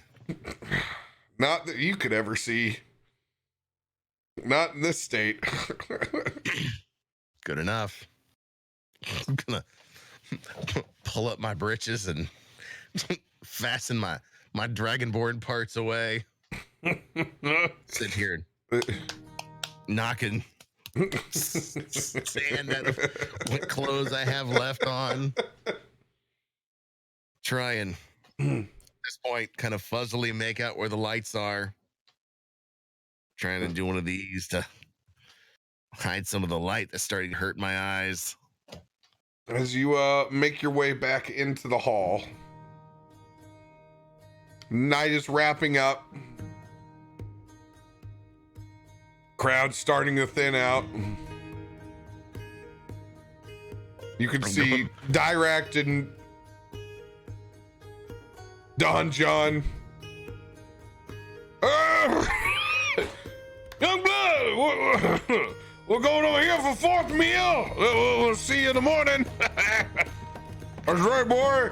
Make sure you get your damn ass up in the morning, like I told you. God damn it! What the hell is fourth meal, Dirakt? Yeah, what all the kids are doing. God damn it! I'm going to get fourth meal. It's not a fucking Waffle House around here, Dirakt. Where are you going? You can see they're making out the side door where all the old blue hairs have been taking out the large kitchen equipment.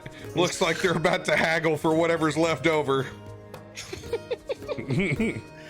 I'll look back towards where the fooders were or are and see if old Braden Barley's still there. There are 7 disciples that are around Braden Barley. Not one of them is conscious. Fuck it. I'm just chugging my way back. Braden very much is. Still. Gonna go back over to where Braden is and settle up to the place where I had originally started at the bar. Oh, look at here. It's the lover. Now you know. Gentleman doesn't kiss and tell. You don't have to fool me. I can see it in your eye, boy. Shanti gives me it. Be lucky there's not some little dragonborn lizard running around here today. And 9 months. Hey, boys! Boys, wake up! Wake up, God damn it! All right. And a handful of them jostle their way up. All right, need you to break this down. I gotta go on some official Shanti cleansing business here. He shakes his head a little bit. All right, it's time to go, boy. You want a tankard for the road? I want a tankard for the road. He shows you one. His tankard is full. Tormund is actually made his way over to the fooder and has started to pour his. As you start to pour, it flows over your mug. It just immediately shuts off the valve. And I'm looking at Braden going, this was empty. I came back here to fill this up. This was empty. What in the hell just happened? How come hanging out with me, boy? That's your mug never to be empty. Come on. Can I take this with Can I take this with me on the train? Come on! All right. Follow me. Harbin Westers. Let's go. And you can see he's got this lumbering this side to side shuffle. It's almost like it's the one thing, like he has mastered the art of not falling into one side or the other. Just using the momentum and transferring it. I've been drunk in a bar plenty before. I know how that goes. Totally, dude.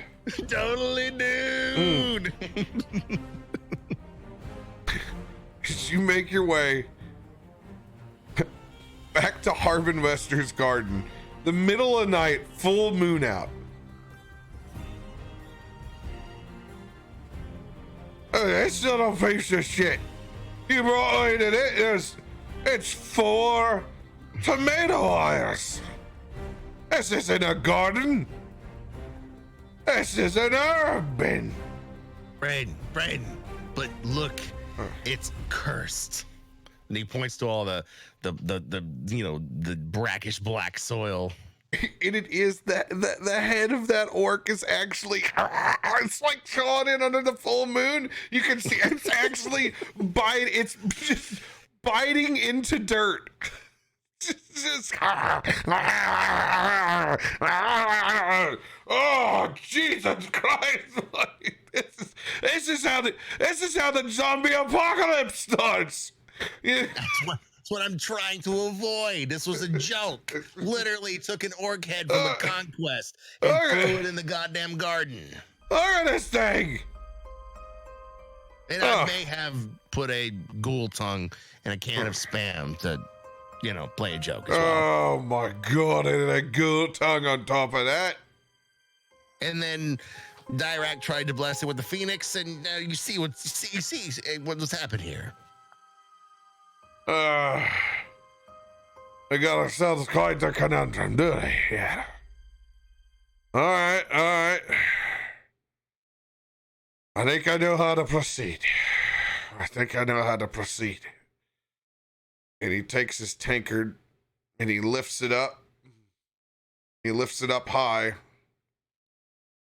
Oh, Shanti. We got ourselves in a pickle today. My new friend here, Tormund, he's done cursed a piece of your land. Not so far away from the guild hall we just celebrated your bounty, where hopefully the rest of this town goes home and consummates their beds as you have done their fields.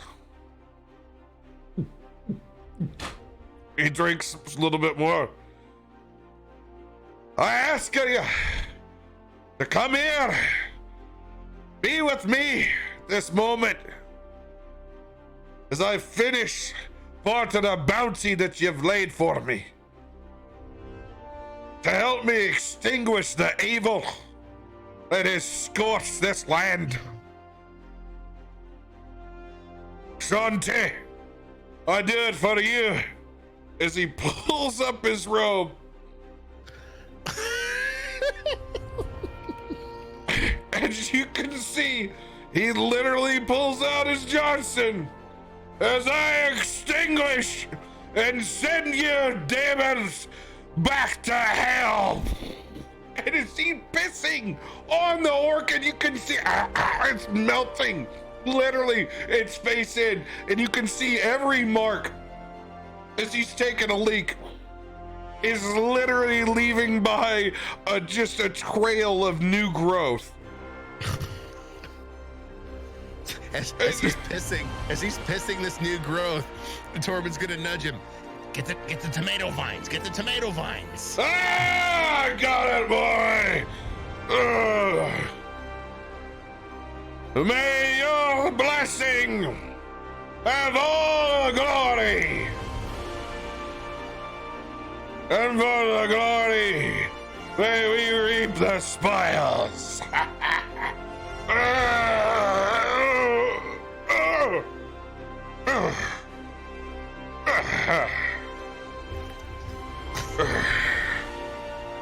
As he folds his robe back down.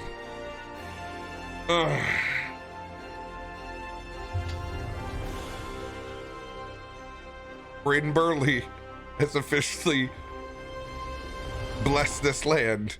Yes. Harbin may get his award-winning beefsteak tomatoes yet.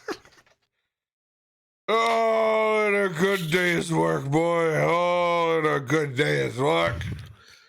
Tormund's gonna look at his tankard. He's only taking a few sips out of and goes, I think you deserve this more than I do. Gotta get some fluids back in you after all that. And you look down. His cup never runs empty, boy.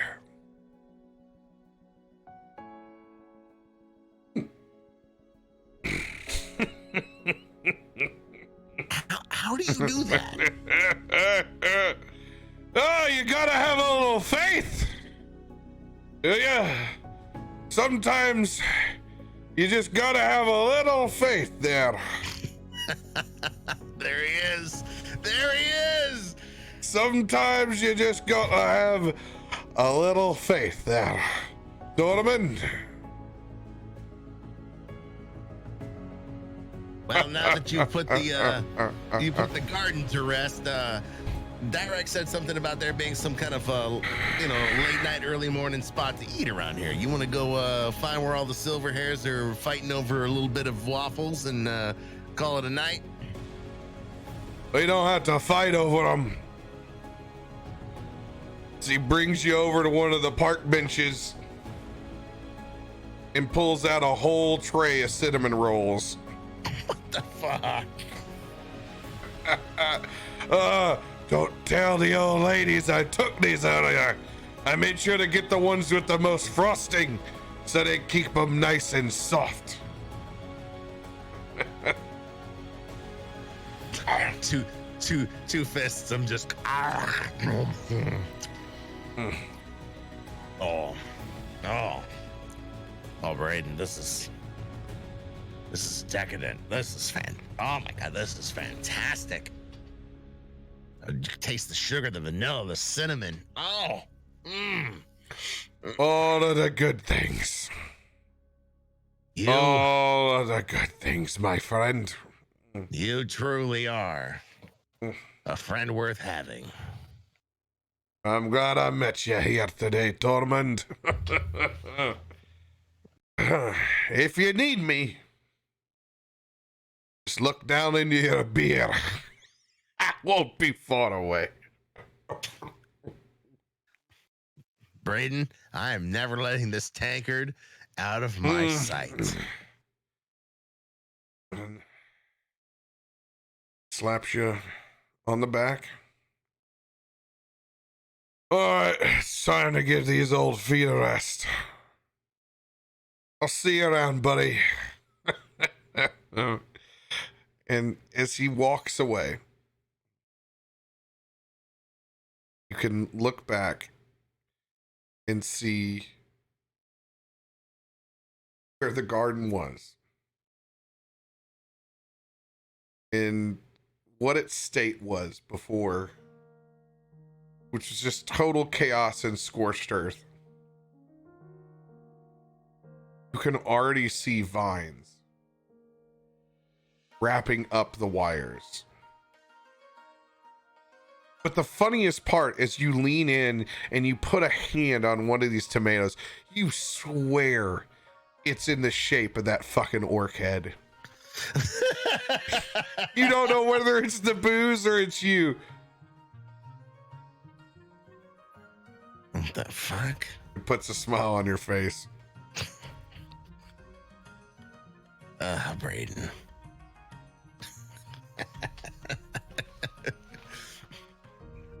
You know what?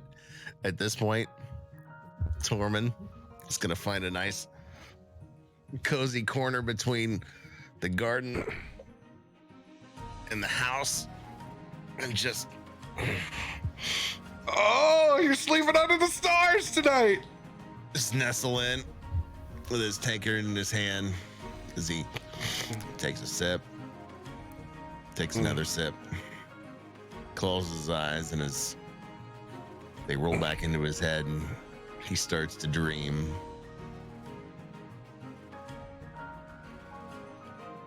of a wonderful encounter he had under the stars.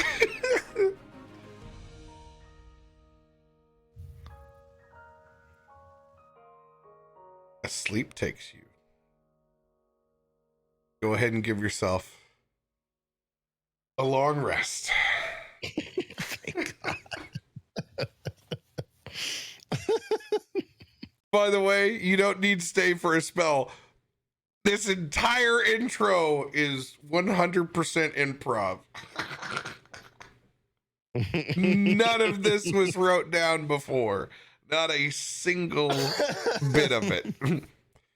Just all of a sudden we had a good old feast when you said it was autumn, and it was on. Sometimes that's the way it has to be.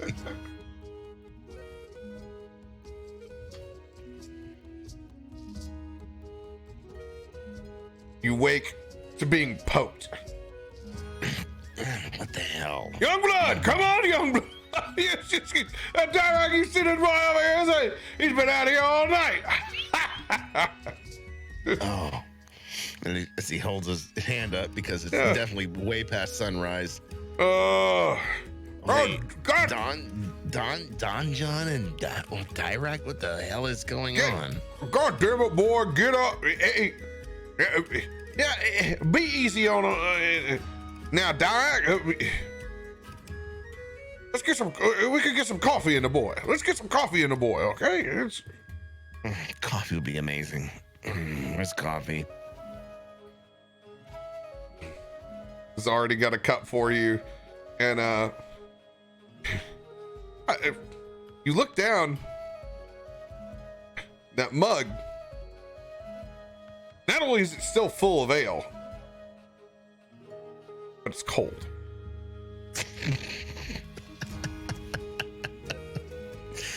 As he's holds the tankard in one hand, he's got the cup of coffee in the other. Looks down, and when you look down into the top, it's almost like you can see a big smile and as you attack that hair of the dog.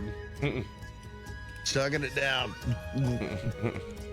He's got a big smile on his face as he hangs it on the edge of his pack and takes his coffee and just a little sip. And he looks for a second, kind of nervous after that sip over at Don John.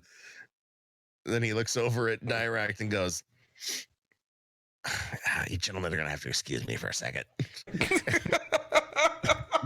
Then goes to the other side of where he was sleeping and just drops Trow and just lets loose his morning beer.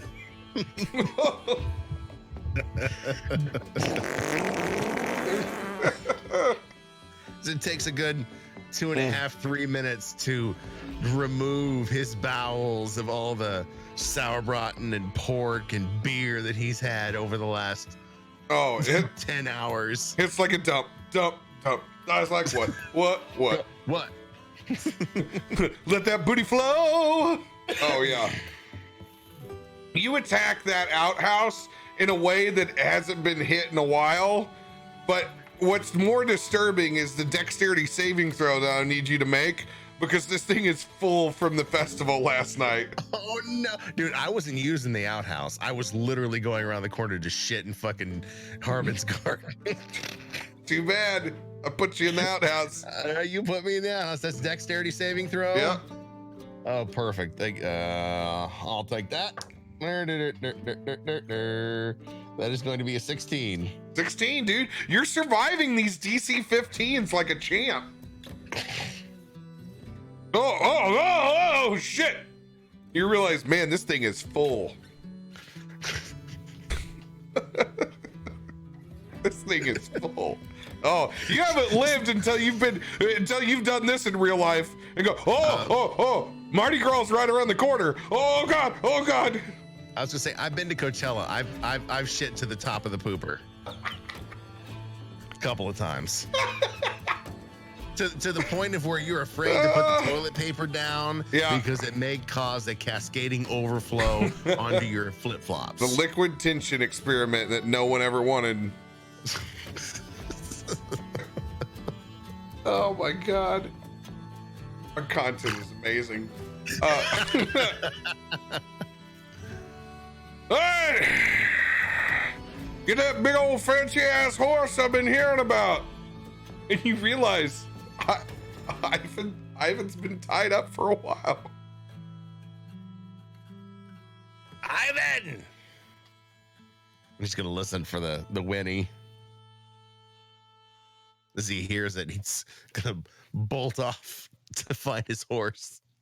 And as you make your way back, you see the smiling familiar face of old Braden Barley as he's sitting there brushing Ivan, giving him a fresh bundle of alfalfa. This is a fine horse you have here. Yeah. Blessed by the god Morden himself. Seems I him can and I see keep that. having a running together. I see that. It's a well-crafted saddle on this thing. It's a good horse too, and he smacks him on the rear haunch and just kind of rubs him. Thanks for taking care of him. Oh, you're welcome. Hope I'm not intruding too much, but I thought that Ivan could use a little Harvest Moon decoration. Decoration? He's gonna look over to see what he's talking about. And look over as he throws over a couple of Bavarian style wreaths that are fastened with the local grain on either side that makes Ivan look like he's pulling the cart in the front of Oktoberfest. And those grain wreaths are decorated with white roses. And he's gonna look at those roses and go, "Get from Shantae?" He just gives a big old dimply smile. As he smiles, Tormund's just gonna give him a big old bear hug. Oh, and he hugs the shit out of him. As he hugs you, he casts prestidigitation over both of you. Oh, we're gonna need it. As the sand and the guild master washes away from him. I probably needed that. Thank you. We both needed it. Not so sure I wanted to wash her off me just yet, but you know.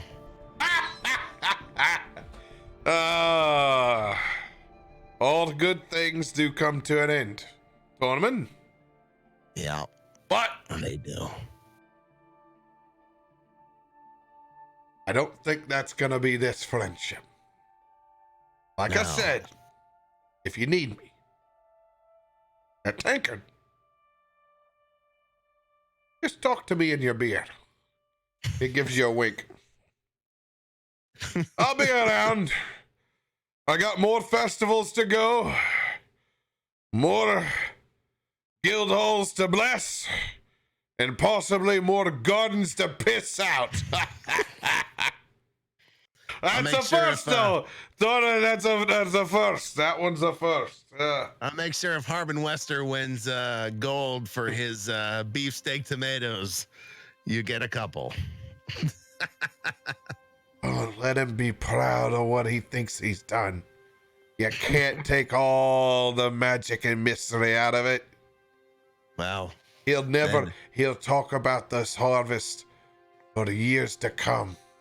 Not everyone gets a tomato that's been blessed by the grain mother. Make sure you get one of those BLTs. That's all I got to say. Blessed to Shanti, my friend. Blessed to Shanti. Blessed be to Shanti. One more time as he pops up on his horse, settles in. He offers handshake to his friend, Braden Barley. Thank you. We'll see each other again soon. We'll see each other again soon. Very soon, my friend. Safe travels. Safe travels to you. And you make the best beer I've ever had. I want you to roll a perception check. Oh, fuck. That's a 7.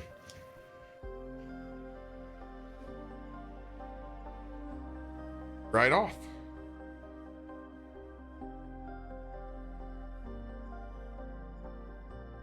God, I hate missing the good shit.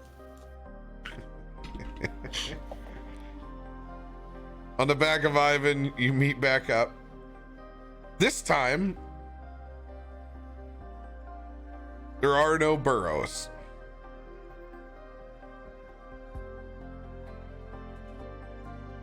You look over and you can see 2 massive basilisks. What the fuck? As I see these 2 massive basilisks, I'm gonna pull back on Ivan's reins. I'm gonna hit back so I can get him to rear in front of the basilisks. Ooh, you have an impenetrable card, Radio. Woo! Thank you. Thanks to Darkest. Let's go. Yeah, see, look at this, young blood. Ever seen a grown-ass man ride a lizard before, have you? Don't worry, you can look at the eyes, and you look over at them. You can tell he's actually removed the iris. Weird. On both of these, and it is silver white.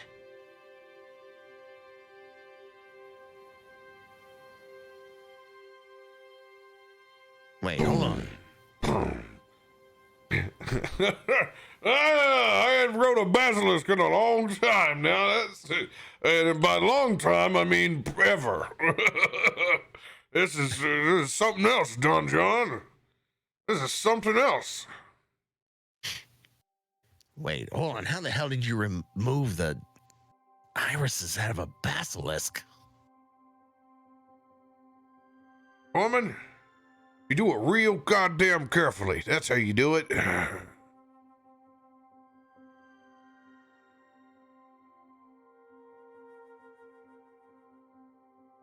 All right. Real goddamn carefully.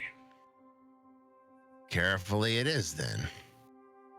In his mind, fucking fire alarms are going off in the back of his head. But he's trying not to transmit that openly. Don't worry, these are long since domesticated. Gives it a pat. You see, young blood, these are the easy ones. It's their great-great-grandma. She was the bitch of the beast. I want to know how you tamed her. He pulls out a massive Bowie knife.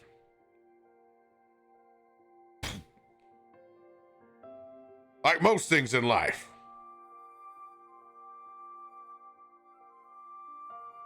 I took it before she could take mine. It's a pretty knife. Hopefully you're as good at using it as you are with taming basilisks. He pulls out a slightly smaller one on the other side.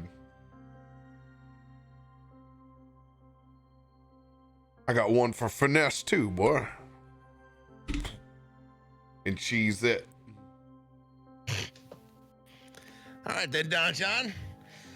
Lead the way.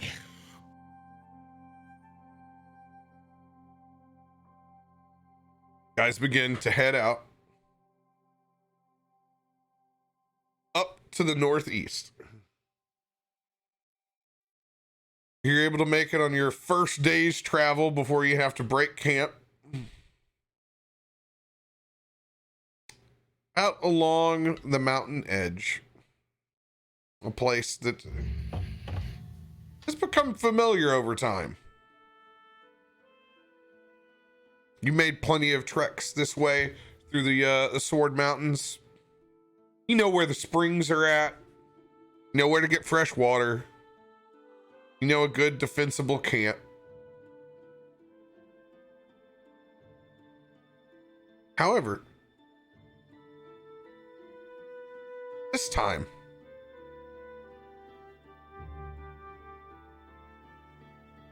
there's a different feel in the air.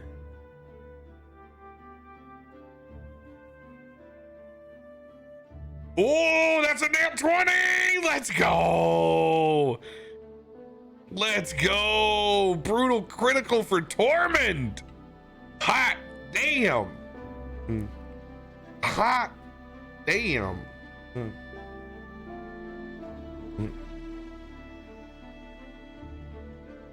Dude, it's been fire tonight. Dude, you got a brutal critical. That'll come in useful.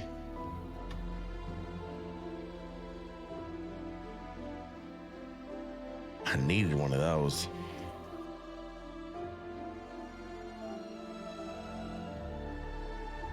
And that difference that I'm talking about, it's a dichotomy. The dichotomy from the weekend-like feel of the city. Forest is on edge. You can feel it.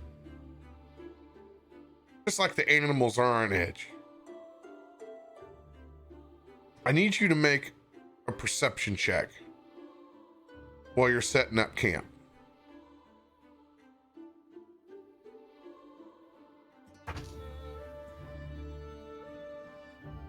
$16.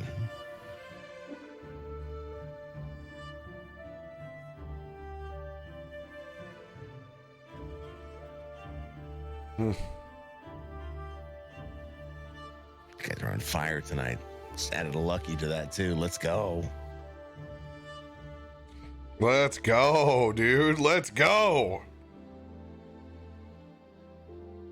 What'd you roll? 16. 16. You look up And you can see up on a ridge near the mountain. There's some orc bodies up there. Shit you not, there's some orc bodies up there. You can see it.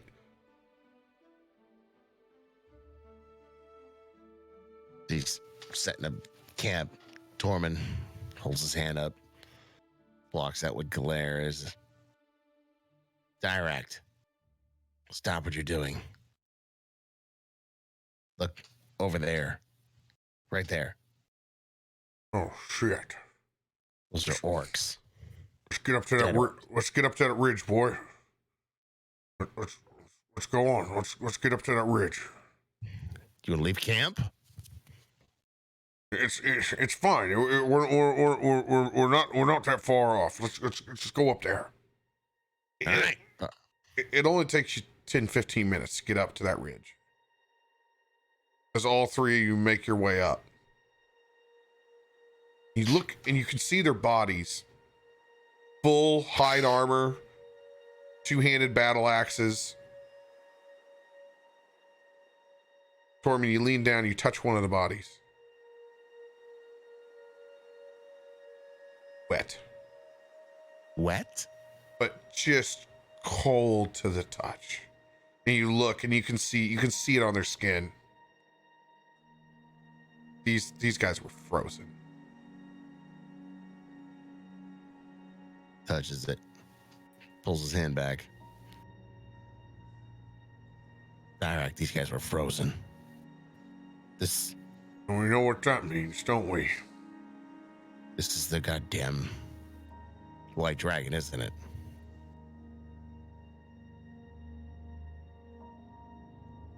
It appears to be Cryovane himself, young blood. And his name is what? His name is Cryovane. How do you know what his name is? Everybody in Neverwinter knows what his name is, because he's got a bullseye on his head for the shit he stirred up around here. How is it we've been in how is it we've been in this place so long and no one has spoken his name until right now? Nobody here in these country folk probably got close enough to ask him, boy. These companies, specifically the company that I work for, are not in business to be fucked with by a white dragon. They don't give a shit. To him, he might as well be a terrorist. He's made his demands clear that he's going to lord over this land like it's his.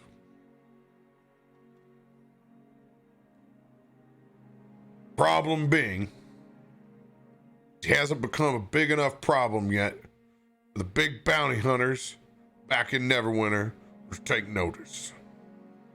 He's just more of a noise. Land. How can no one take notice? Because it's not Neverwinter's problem, boy. Once you go out and get into the big city, you'll understand, young blood. He's right, Tormund. While we have an affinity for this area that we are adventuring in, you have to remember that this is small town America. Oh, God.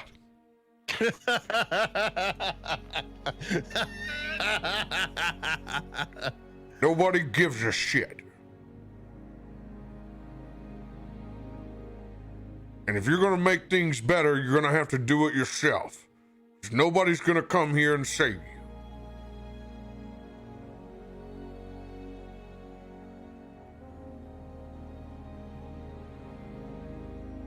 I don't understand how a fucking dragon can be a plague on so many people, but yet there's a whole city that doesn't give a shit about it because it's not in their fucking it's not in their world.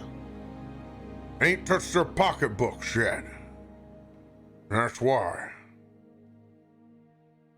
They're just lucky that they've got the goddamn priestess of fucking beer wielding over them right now So they're producing, but the further this dragon pushes into this land, the more it's gonna squeeze that. We've seen that how many times? Boy, your new priest Finn doesn't have anything to do with it. He deals with these small states, just like we're doing right now.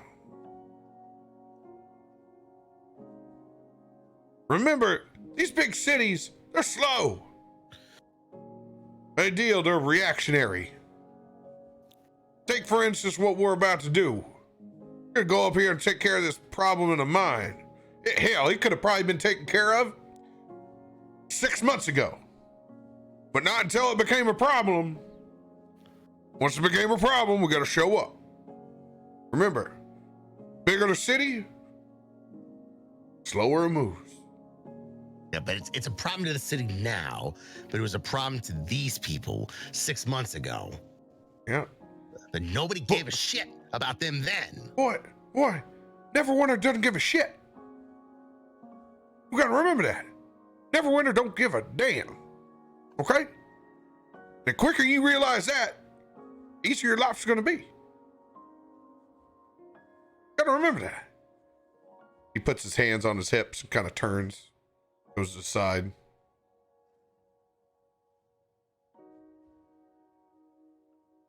Boy, he's right. This is probably a tough pill for you to swallow at this point.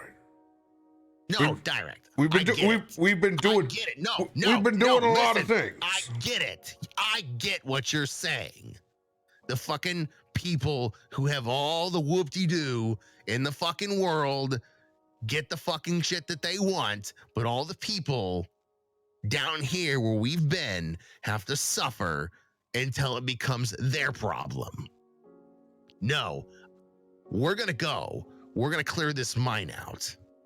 But we're not gonna do it for those people over there. Fuck those people over there who sit in their goddamn cities and bitch about whatever. We're gonna clear this fucking place out for the people that we drank with last night. We're gonna clear this place out for fucking everyone else in this area who have been dealing with this goddamn white dragon.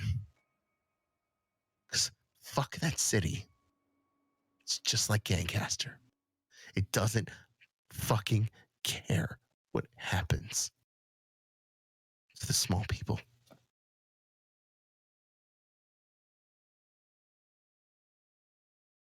Direkt lets you have a moment to yourself.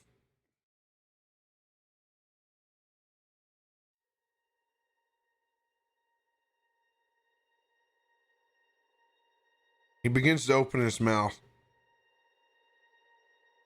like he's done plenty of times, where he's gonna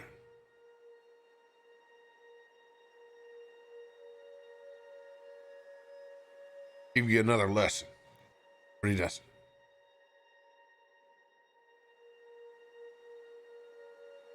He just puts a hand on your shoulder.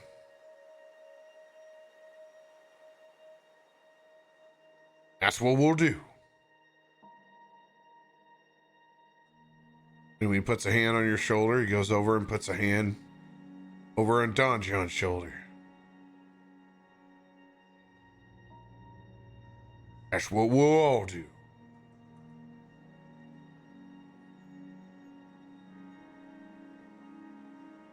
Goddamn right. Don spits a little tobacco on the ground.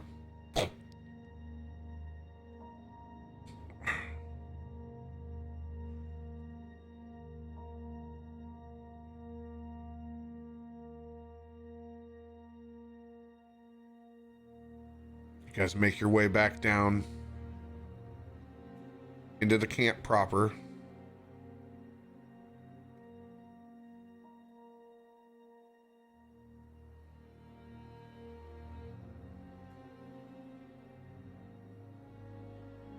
And begin to prepare your tools for what's about to come.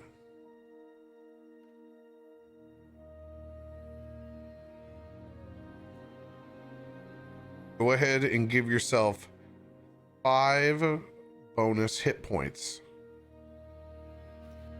for your inspirational speech. I'll take those. Each person's getting it. Nice.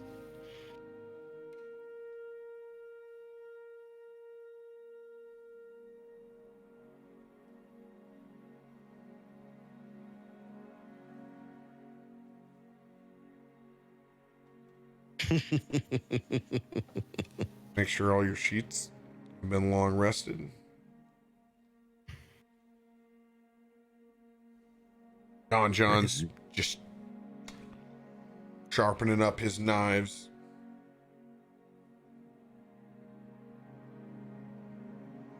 Well, Dirakt is knee deep in a tome. And you, Tormund?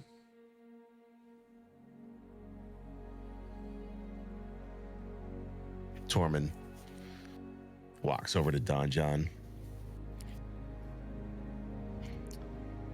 Don John, I don't know that much about you. I'm sorry if I offended you, but let's see. He pulls out his great axe and shows him the engravings on the axe. It showed the field and the labor and the raw land and how it's progressed over time. I found an affinity for this land. And it's hard for me to believe that there's people that think them beyond the troubles of the faces that we've drank with and the faces we've celebrated with and broke bread with. If I offended you, I'm sorry. You didn't offend me, young blood. You didn't offend me one bit. Just trying to tell you how it is. I've been there. I've been in your boots.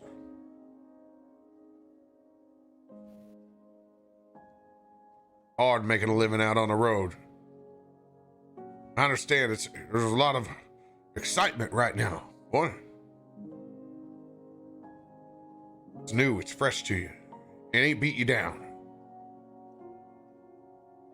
I'm sorry to let an old man in his dotage weigh you down just a little bit. Nah, it's okay. Change has to start somewhere. If it starts here, it starts here. And even if it doesn't make but one atom bit of difference, then everything we've done will matter. I have a feeling it will.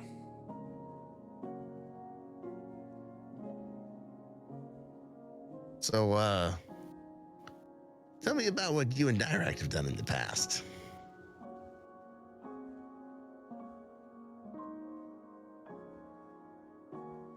Yeah. See, Tormund, there was this big goddamn snake. He makes his hands around in a cylinder about this big. This sumbitch was all over the rice paddy fields. As the camera fades away into the back. This thing was 18 feet long.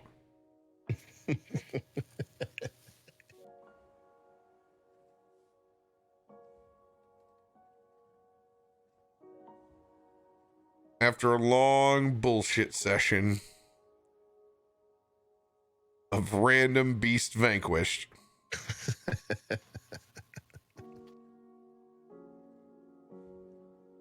you lay down to catch some sleep. I need you to roll a perception check. Sleeping perception check, huh? Right before sleep takes hold. It's 9. A 9. I've got all the trappings of peace and justice of the world in my mind. as sleep takes hold.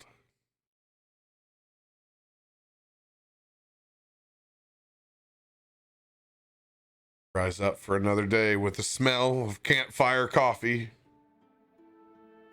Oh man, this is gonna eat you alive. 2 perception checks missed. After the golden boy who could do no wrong. Hold on. Fuck. Are you kidding me? Goddamn brand new batteries and they've already been shot. Hold on. No. 2 perception checks and what? I said 2 perception checks missed. After all those successes. So, I'm gonna need you to hold down chat for just a second. I gotta take a leak. I'll be right back. Do it. Oh man, dude, isn't that fucking just D&D? You get the perception checks, and then you don't get the perception checks. The story that you wish you could see, the story you wish you could feel and touch, just beyond perception, quite literally. Oh, but you know what? I can't knock it. My birthday dice been fun and fly. I can't say that I would have rolled better with anything else. So be it. It is what it is.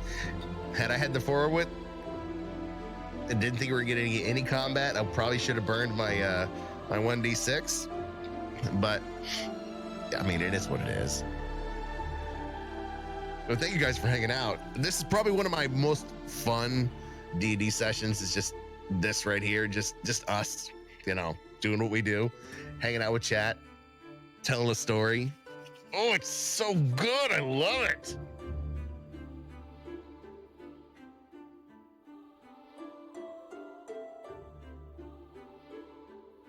I get into it, and I'm also watching you guys too. I'm not reacting to everything that's going on in chat, but I'm taking cues from what's happening with your conversation. So don't ever stop talking. Don't ever stop dropping those gifts, because they are literally food for RP. Rolled a nat 20 on that perception. Oh, thank you. Whew. No, I think you made a very good point. Don't ever stop talking. Don't ever stop dropping gifts. You'd be surprised by how many times that feeds into a moment. 100%. No, wait, you hold on, chat. I'm gonna run to the bathroom real quick. Be right back.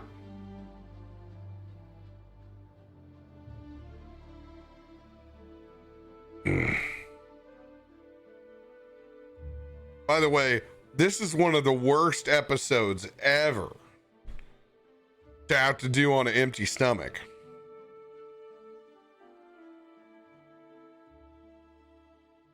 For real. One of the worst all time if you're hungry. I hope you guys got some snacks.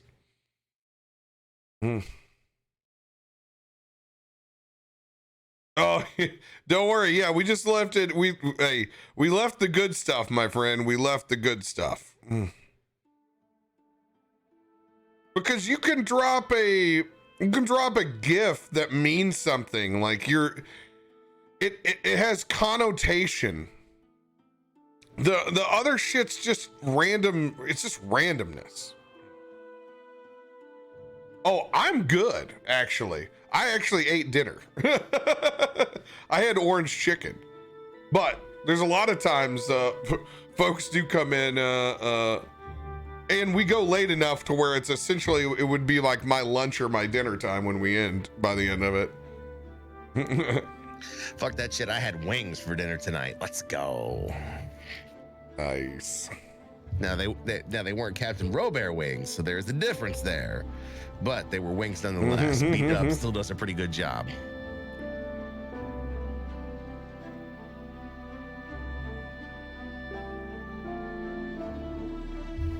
Once again, smell of campfire coffee. This time, you even beat old man Dirakt up. You can smell old Don John's got it all whipped up. Not too often someone beats Dirakt up to make the coffee, Don John. Some things never change, boy. Some things will never change. Well, from what I told you about that big snake, I completely understand exactly where that's coming from.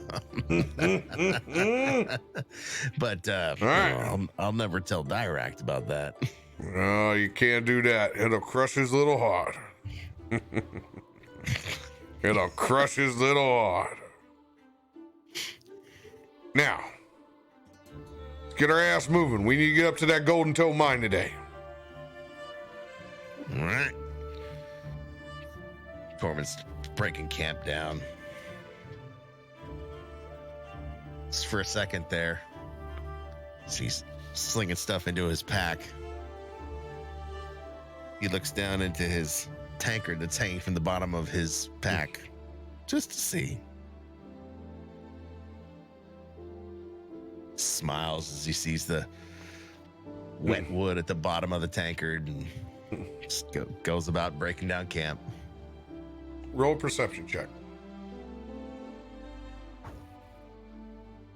17. 17. It's no more than a couple of minutes after you've been down and you look at your tankard when you're getting ready. Something pokes you. The hell? You feel it in your chest. You look down. That son of a bitch, Braden Barley, stuck you with that pin.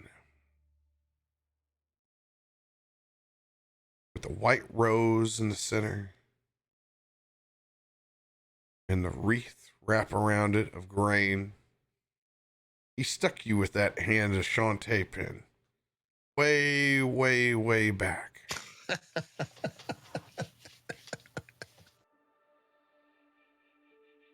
Look down at it. It's not like... I shouldn't say that. In a world where people are always seeking the approval of others,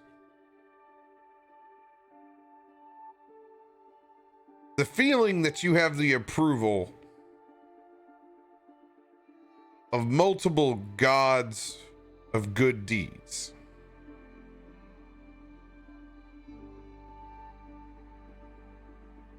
makes you feel like you're doing the right thing for once in a very chaotic life.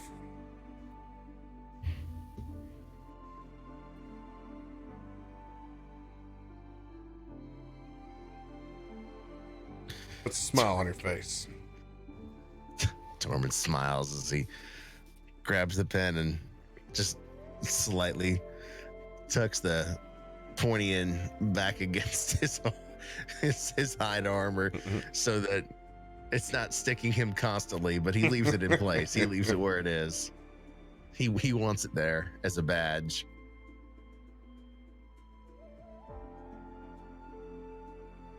Finishes last bit of coffee and dumps the grounds out. Puts it in his pack. All right, John, I think everything's broken down. Lead the way to the mine. All right, let's go Clear it out on. for you. Anything else you would like to do before you make your final approach to the Golden Tome mine?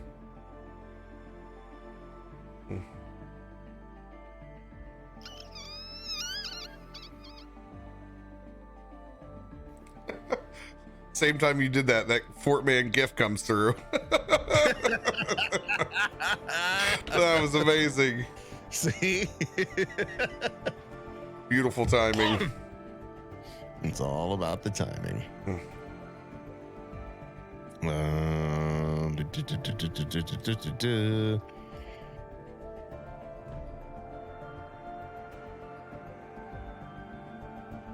No. I think that's it for old Tormund. All right. Pops back up on Ivan. Yeah. You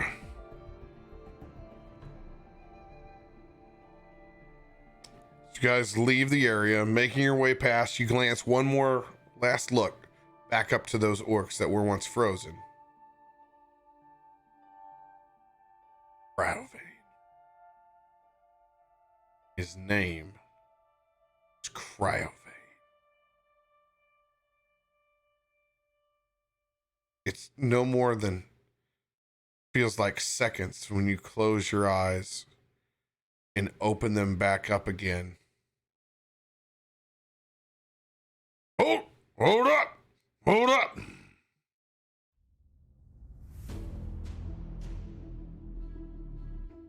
What do you see? Front of the mine, boy. He's right. See that? There's two of them. Right there. To what? Were rats, boy. Young blood. Two were rats in the front.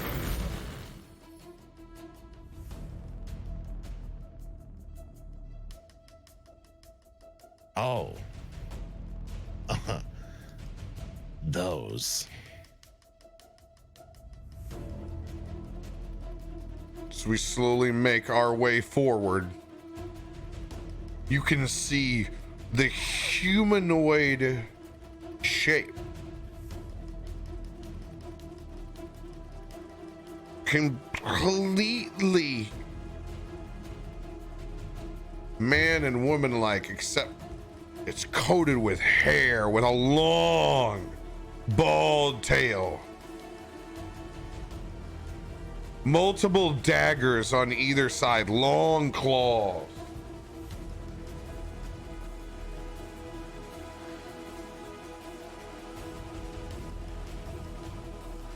As we make our approach up.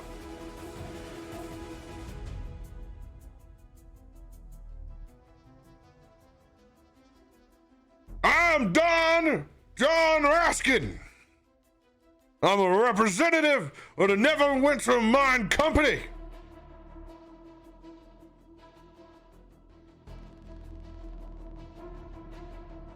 Y'all know you're trespassing in here. We can make this real easy, or we can make this real hard. You see? This property isn't yours, and you're squatting in it. And there's work to be done. There doesn't have to be bloodshed here today. But you're willing to negotiate. I will too.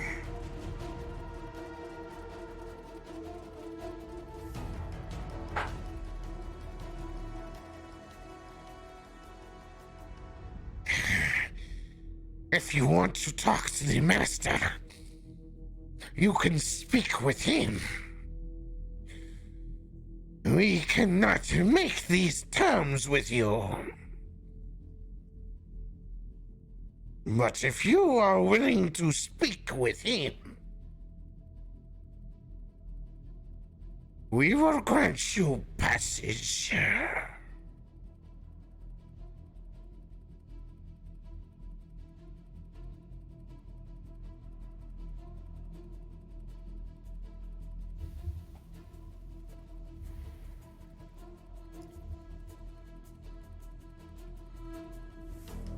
John looks back at the rest of the group.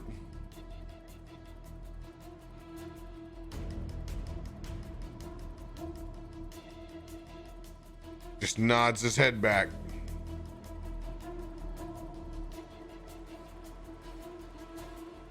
I will speak to your master.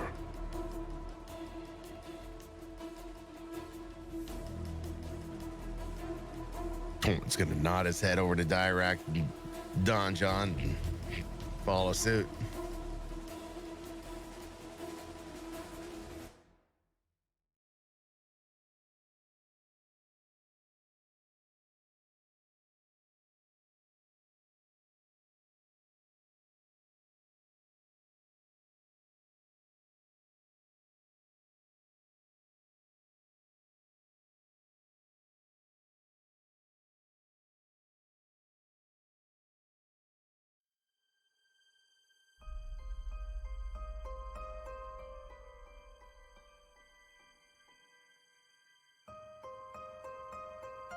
to begin to make your way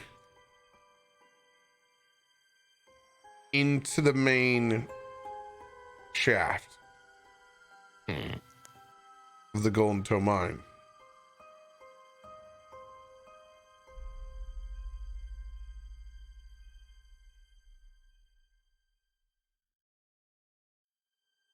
You're escorted by both of these male were-rats.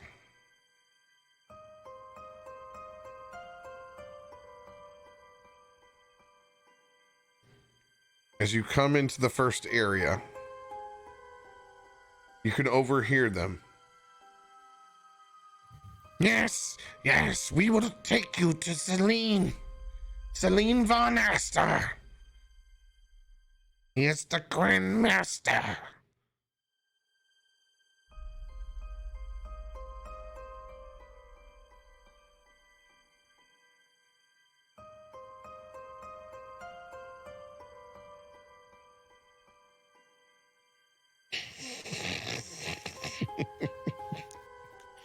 Sorry, I just wrote Celine von Aster. Were-rat von Master. Don't worry, I laughed the first time I heard it too. As you go single file, as the corridor closes off,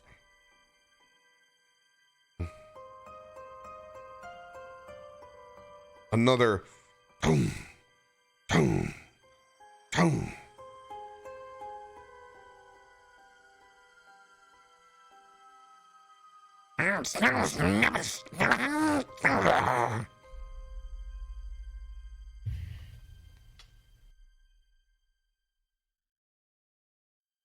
Door swings open.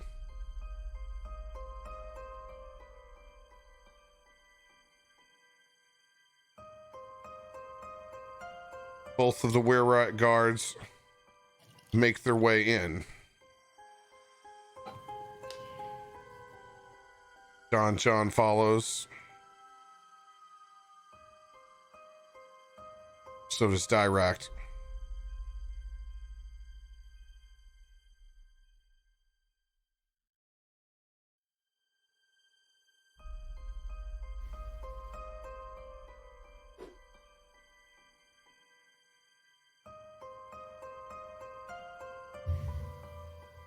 And just who have you brought before me?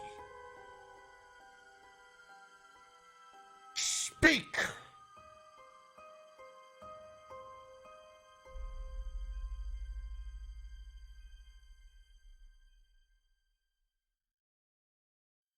Our name is Don John Raskin. I'm from the Neverwinter Wine Company. And you know damn well why I'm here. Celine.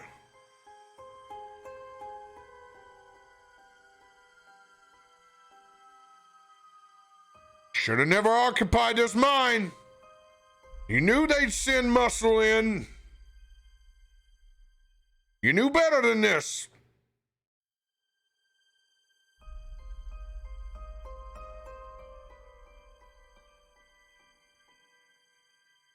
Is no longer the property of any Neverwinter Mine Company or any property of man. This mine belongs to us. Unless, of course,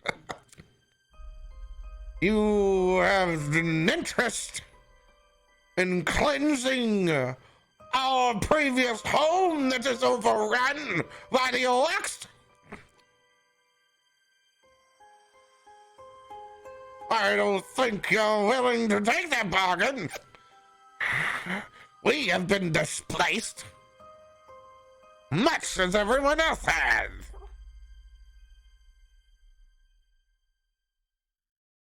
It is not my goddamn fault there is a crazy white dragon running everybody else out of town. And just because y'all's home has been displaced doesn't mean you can take over this piece of private property. As John begins to pull out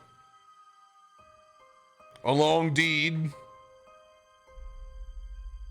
Roll an insight check, Tormund.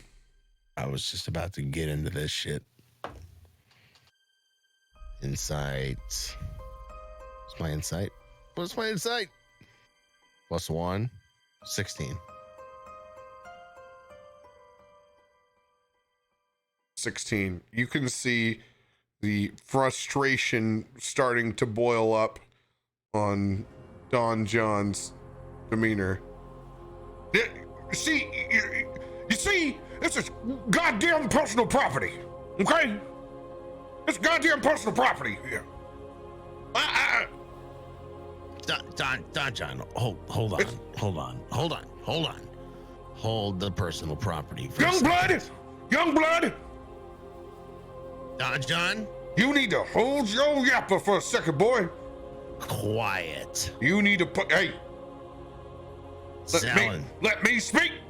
Zalin Von Aster. Who occupies your home right now? It's the orcs that occupy it from the forest. If we clear your home, will you leave this mine to the people? Of course, I would happily leave this mine. We don't want to be here. We want to be back at our home. And we don't want any bloodshed. So, let us clear the orcs from your home. And then let us take this mine back to the people.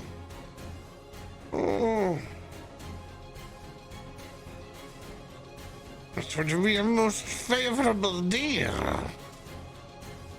Stay here and be safe till we return. But when we come back, be prepared to go home.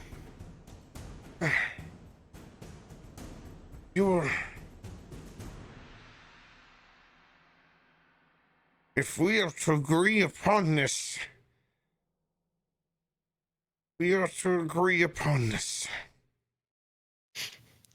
No conditions. Your home clear of orcs. We take the mine.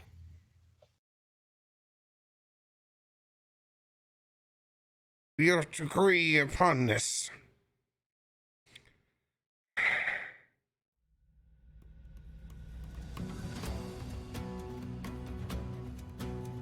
You will need to know the lay of the land. Do you have a map? I do. Or guide? We do. We have a lay of the land. Anything you can provide would help. And he turns and whips back around. It's just what assurances do I have? Which you'll let us leave here. The assurance I will give you as Tormund Faust, Dragonborn, born of Gancaster Citadel, son of Hister Faust, that if I don't return, you can inhabit this mine as your home. But if I come back, you have my assurance as a Dragonborn, born of Bahamut, that your home is clear of this plague. And you can return to safety away from the white dragon that plagues this land.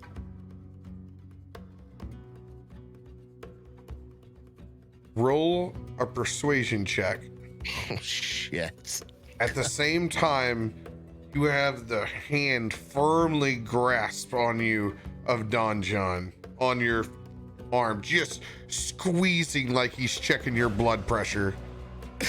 Is that advantage or disadvantage? we'll just roll birthday dice. Now that was again persuasion. Mm-hmm. Okay, that's a. I will take 18.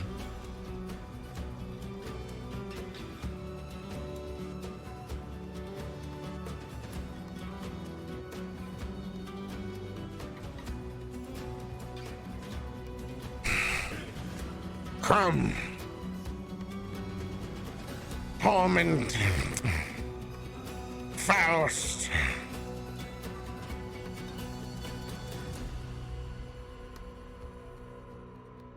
Come this way.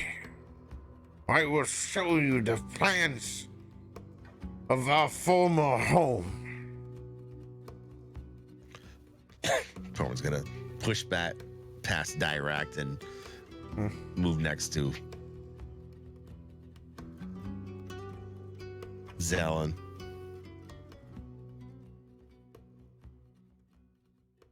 As you push forward, immediately,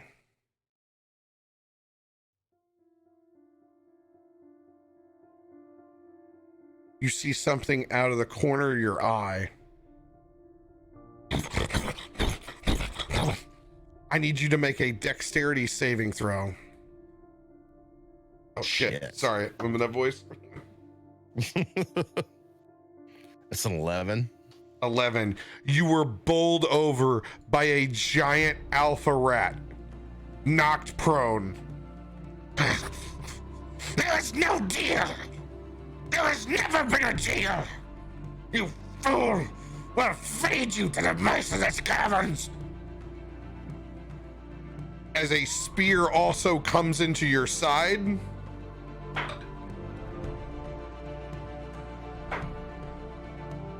You are going to take 5 points of bludgeoning damage, 10 points of piercing damage.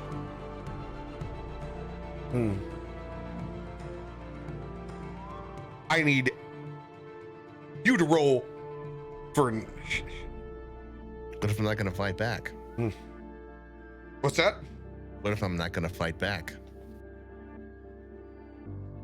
I mean, you still need your roll. All right.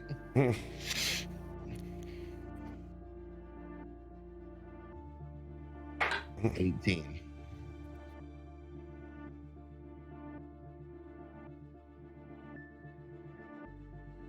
God, that fucking hurt. Goddamn rat, man.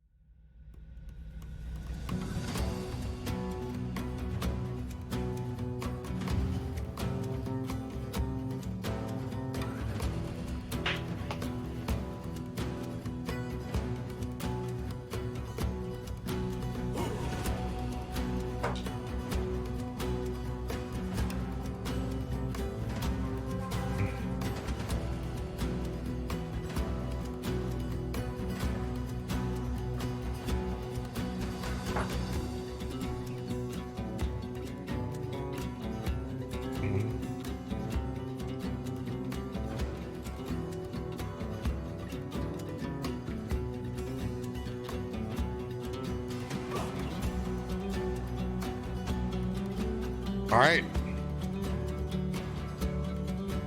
You are still laying there prone. Both of the were-rat escorts are going to run into where you're at, Tormund. They're going to begin stabbing with their daggers. 21 to hit on the first. That'll get it done.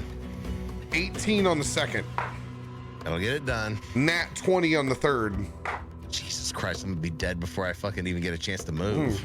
16 on the fourth. Fourth will miss.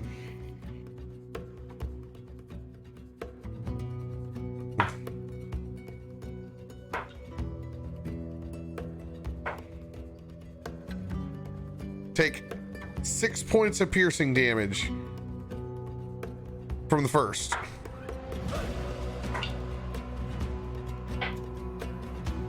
Oh, you were getting very lucky with some ones. Take 12 points of piercing damage from the nat 20.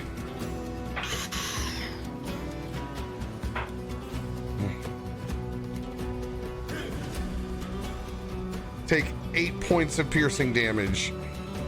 God damn, you have fucked me up out of the get-go.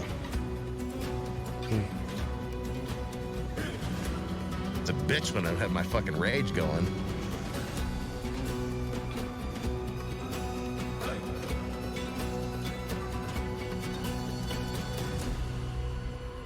Tormund, it is your turn. Well, after getting my ass handed to me, the first thing I'm going to do is go into a rage. Grab my Dragon Slayer sword, pull it out, and as I tense up, you can see all those flabby would-be fat rolls turn into just solid muscle as they stiffen up underneath his leather armor and just all the way through his body. He's going to hold his action beyond that and look at Zelen and say, "This isn't what we agreed to. We were going to clear your home so you could go back and live there, not have you die here." And hold any further action for an attack on him.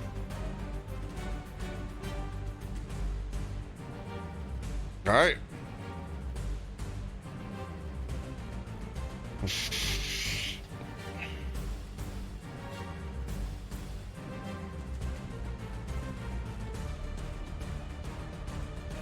So, raging, standing back up prone, that giant rat is going to bite into you.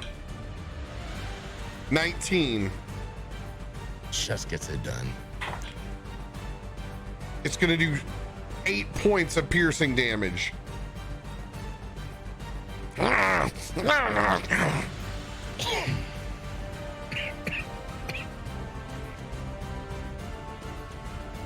right, damn it, boy! I know you want to negotiate, but now is not the time to negotiate!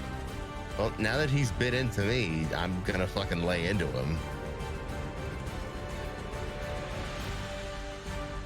So the fucking giant rat that has just pounded into me, I'm going to swing into his face. And it's going to be, that is a +8. 23 to hit. 23 will hit. So he is going to take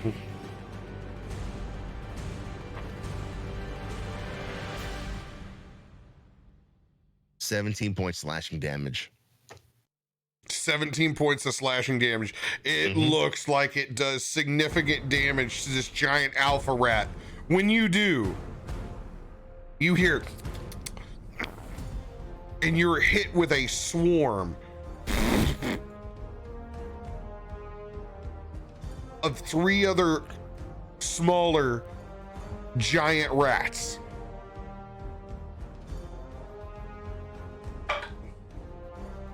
First one is a 13.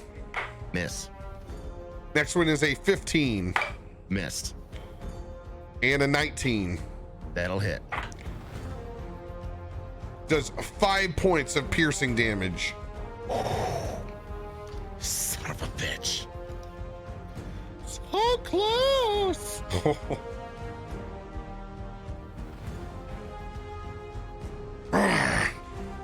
God damn it, boy! Dirakt is going to cast Cure Wounds at the 3rd level.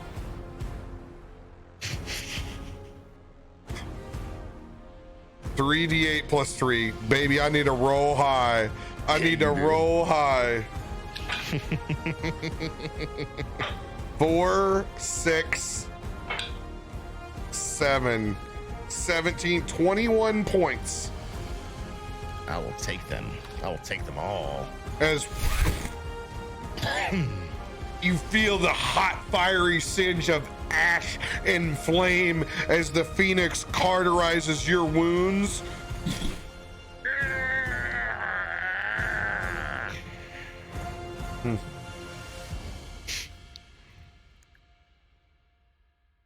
Direkt is going to hold where he's at.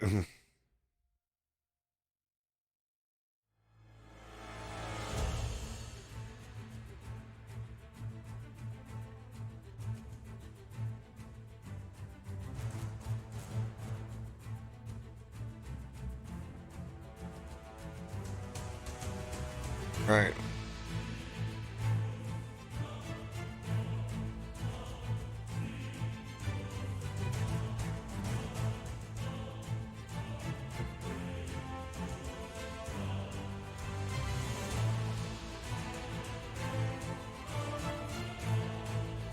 There it is.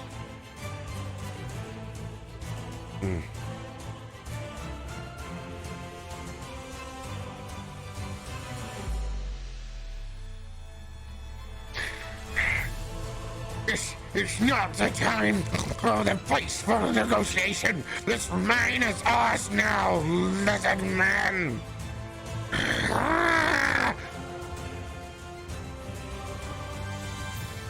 He's going to lash out with a short sword first towards you, Tormund. That is a 20, dirty 20. That'll get it done. It's going to do 6 points of piercing damage with the short sword. Okay. And then he's going to bite. The bite is a 19. That'll get it done. You're going to take 4 points of piercing damage. You need to make a Constitution saving throw.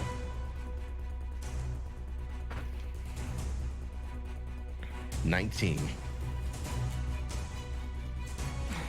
Oh, you can feel it. You can look at your skin and the veins begin to pop. It almost feels like your front teeth are beginning to get larger.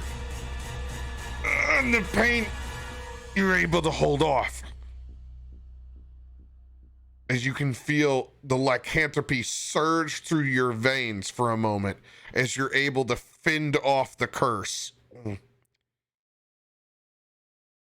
Fucking cursed rats.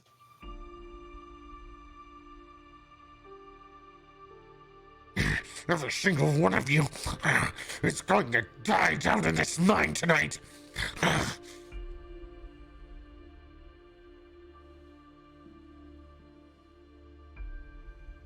Don John's turn.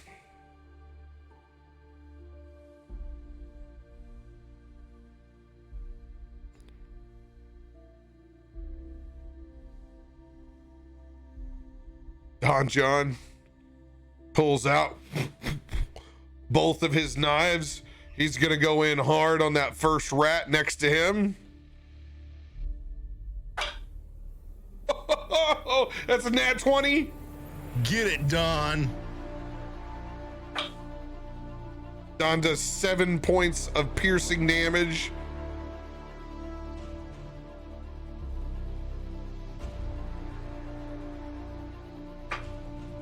With his second knife, with a 17.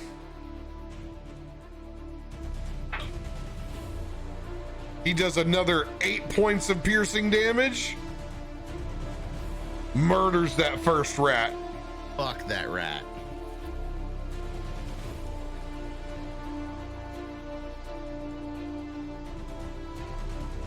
We're gonna rip this place a whole new asshole. Zane, you better give up now, goddammit.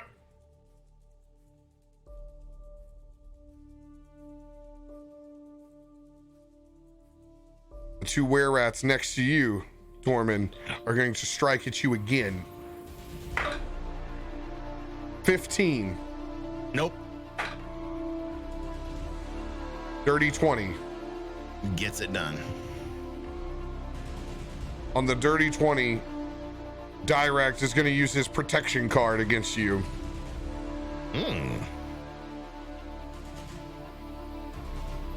And form up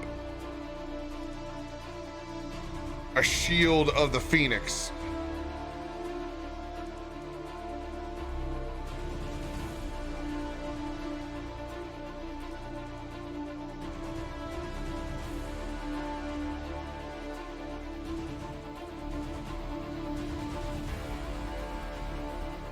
Disadvantage. All right, I'm gonna re-roll it. That is a 14. It'll miss. All right, I've used my reaction. You block both of the first attacks. The third is an 18. It just hits. But wait, there's more. And then another 18.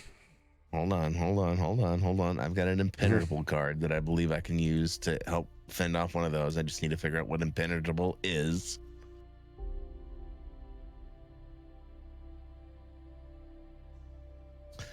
Players can add their proficiency bonus to their AC as a reaction. So I'm going to play impenetrable on that, and that will miss. All right. So one of the attacks is going to get through. It's going to do 8 points of piercing damage. That's all you fucking need is to be able to fend off just a little bit more of that damage.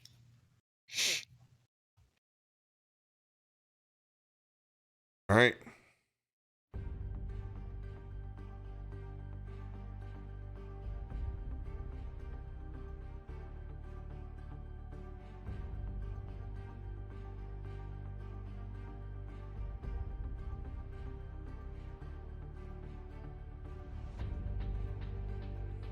It is your turn, Tormund.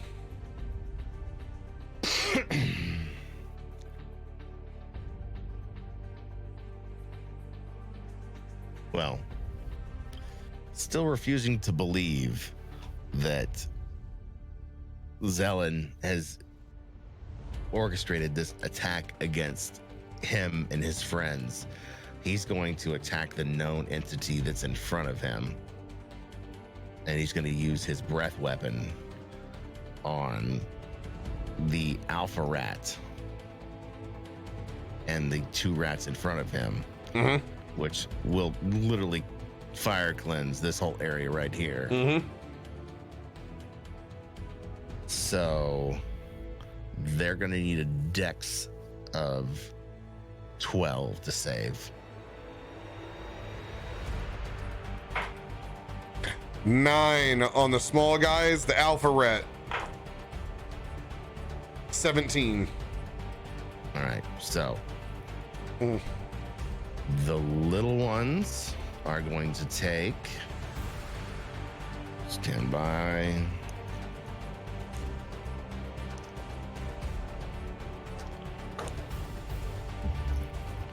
son of a bitch. Come on. Little ones are going to take 20 points fire damage. DTD on all the little ones. And then the big one is going to take 10 points fire damage as Tormund reels back, looking at Zelen as he breathes in and then focuses his fire towards these rats that have been attacking him, just pushing forth this brilliant golden flame and this giant cone that cooks everything is in front of it, turning the first 2 little rats that have attacked him into ashes and lighting that big massive alpha up to where it singes the hair on him and you can smell this musty, dirty, burnt hair. Nasty. How much damage was that again? 20 you said? 20 points? 20. So the alpha takes 10. Got it. Yep. And now it's looking singed, burnt, more possum than rat at this point. Tormund, in full rage, can't see beyond his flames, doesn't care what's happening behind him. Seeing this burnt possum alpha is going to burn 1 point to go in for a frenzy attack with his sword, because he fucking is goddamn insane. All right, here we go. It's going to be, fuck, I hate when I need my calculator. 16 plus 8, 24 points to hit.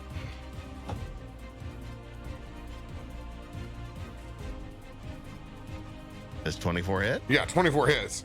Okay. Sorry, you said 24 points and it made my mind break. Sorry, that was in between two different worlds. All right. Nice. Okay, I'll take that. That is going to do 14 points slashing damage. DTD on the alpha. After the alpha waylaid into him, lighting him on fire, pulls out his Dragon Slayer longsword, and like you've seen before, as it crests through the air, lights in this eerie green flame from hilt to tip as he cleaves it straight into the middle of this alpha rat's head, just splitting it open between the nose and the eyes, and you hear the green flames singe the body as he pushes the sword all the way through, and it hits the stone beneath. Ding! Pulls the blade back. Takes a breath as he assesses the situation in front of him.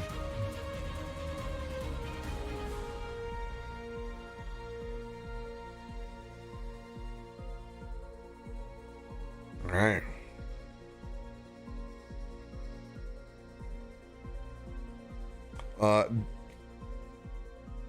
At the end of your turn, Dirakt, seeing these were-rats continue to try to inflict damage on you, how badly hurt are you now? Where are you at right now?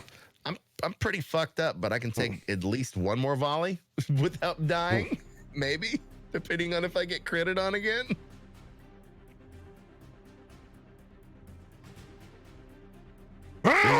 Boy, sometimes you just care too goddamn much. He's gonna slap your back again. He's gonna cast his last cure wounds at the 3rd level. 8 max, baby. Fuck Let's go. That is 24 plus. I've never actually rolled max healing before, I don't think. By the dice. 27 points. Yeehaw, Grandma. Let's go. Oh yeah, I'm fucking styling now.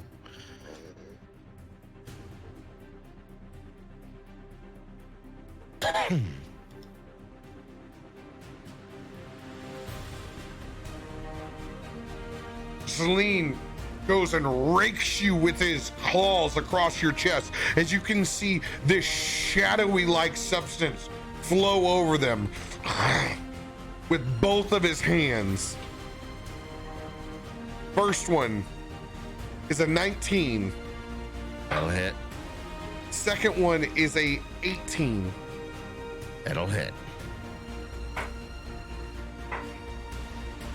12 points of necrotic damage from the first. Fucking necrotic, damn it. 8 points of necrotic on the second. All right. I got it. What a bitch. I told you, this mountain is ours now. He's going to frenzy and bite at you. It's a 17. Misses. Oh, that's clutch. That's clutch, dude. Oh, If he had hit, you would have to roll with disadvantage on that lycanthropy roll. Guess who's getting all my fucking attention next? All right. I gotta reload the roll 20 in. It's about that time. I usually got to do it about twice a night. Oh yeah. I don't know. I was laughing at that or Borf's comment more. Could be all the above. All of the above.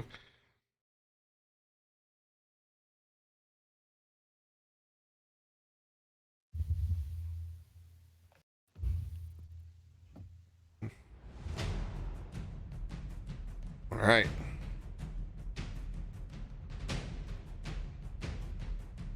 John. He's gonna swing around. These will be the last things you ever see, you fucking rat. Pulls his blades out on him. 15 is gonna miss on the first. Oh shit. 5 on the second. He's going to miss both strikes. As Zelene is going to dodge both of them.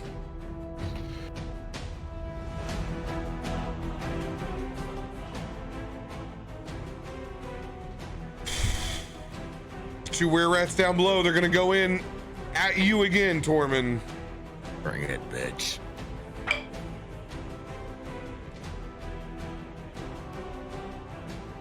$17 on the first. Miss. 9 on the second. Miss. 19 on the fourth. Hit. Or the third. And dirty 20 on the fourth. Hit. It's gonna do 6 points of piercing damage on the first. 6 points of piercing damage on the second. Got it. All right. Fucking rodents. You can't trust a rat. Who can you trust? Back around to Tormund. Tormund feeling real fucking betrayed right now. Just beside himself betrayed. Takes his fucking Dragon Slayer longsword and looks at Zelene and goes, I trusted you! You led us into a trap! He's gonna swing. You're goddamn right, I did. Gonna swing with his Dragon Slayer longsword that he's becoming so affectionately in love with. And that is going to be... God, I need to get better at math. 25 to hit. 25 will hit. All right, 25 to hit on the first. That is going to do... Okay. I see you. 19 points slashing damage. Oh, 19 points. Nice. First one carves into that fucking deceive little fucking rodent. Next one is going to be 23 to hit. 23 will hit. Here we go. And that's going to be an additional 14 points slashing damage. Additional 14.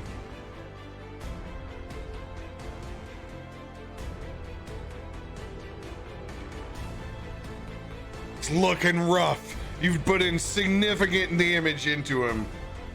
He's fucking, he's angry, he's betrayed, he's pissed. He's gonna burn another fucking frenzy attack. Please. Oh yeah, I know that'll get it done. 17, 25. Oh, 25 will hit. Thank you, Jesus. Fucking, let's go. Now give me the damage that I want. 15 points slashing damage on that third frenzy attack. 15 points on the last one. God damn.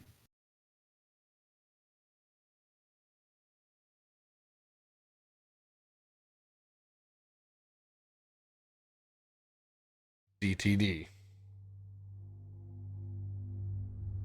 Tormund, after thinking he had a chance to help these people, these rats, being betrayed and led into a trap, just absolutely loses his goddamn mind. First strike, slashes into him. Second strike, slashes into him. Third strike, slashes into him, kills him. He doesn't realize this and just keeps pounding and pounding away with his sword until there's nothing left at what he's pounding at except blood, sinew, brains, covered in all of that matter. Pulls the sword back and just tries to catch his breath as he's gone absolutely fucking ham on two of these major rats.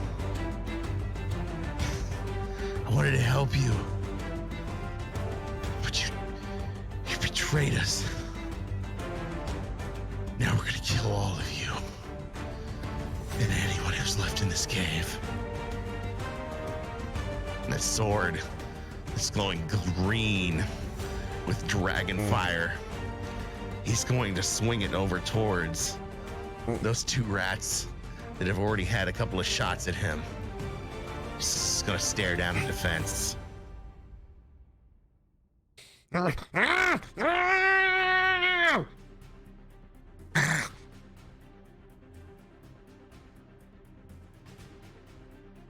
Direct's turn. He's gonna fire off 2 Eldritch Blasts.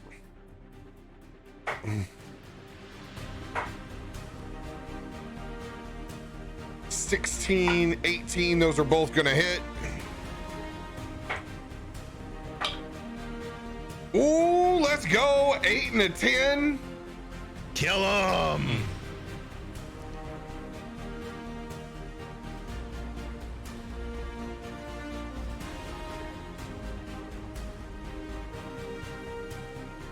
Zelene is off the table. Don John is gonna hump up and over what's left of Zelene's body and is gonna get sneak attack on this first were-rat.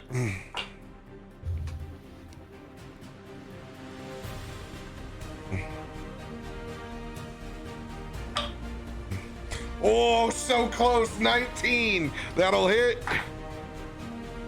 Second one will miss. It's all right. The first, it's all we need. We need the first big one.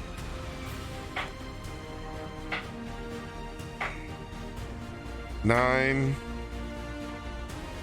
13, 18. DTD. As he's gonna swing up over the top and just stab his Bowie knife into the heart of that were-rat.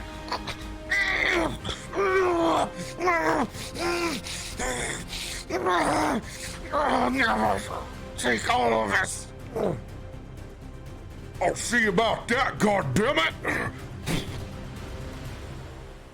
Pulls his weapons back up to his side. That last were-rat is gonna make a fucking run for it. Give me an opportunity of attack. Okay. Yeah. So, with that, an opportunity of attack will be 19 to hit. Oh, 19 hits. All right, see what kind of damage we can do to this little shit fucking brick. That's gonna be 9 points slashing damage on that little asshole. 9 points. Oh, it is on death's door. It is on death's door.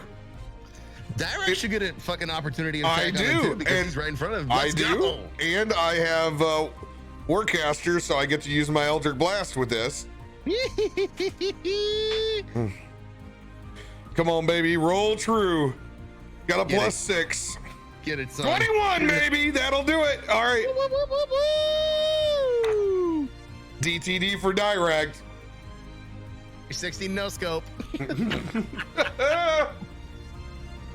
Is that last were rat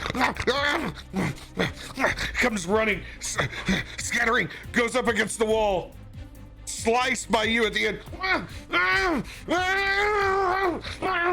and begins to get more feral as it folds down to its human form. It looks, now it's using its arms and its legs and begins to try to burrow through that tunnel. Not today, you fucking varmint. It's gonna pull out his Eldritch Blast and focus it. Wings of the Phoenix go up and you see an anger in Dirakt's eyes that you haven't seen before. As he goes and it slams down and you can see it just, it forces that rat's head until it pops up against the brick. And he raises that beam all the way across its spine until you can't see anything left there anymore.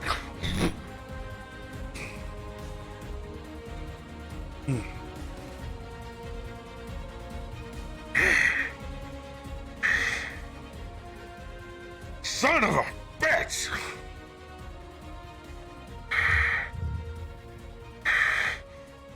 Just heavy breathing and gritting his teeth.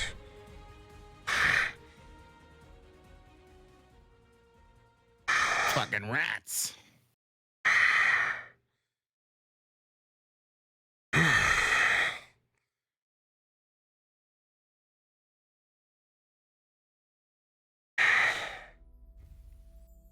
Maybe not everything in this fucking realm is salvageable. Maybe not everything is good to their word. Once a rat, always a rat, huh? Now you're starting to learn something, young blood. Some things aren't worth saving.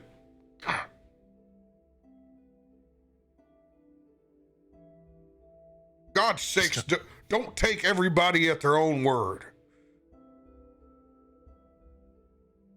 Used to think everything living had a chance to stay alive. Not everything is honest in this world, Tormund. It'll get you killed. Have to be more careful than that. I understand your intentions.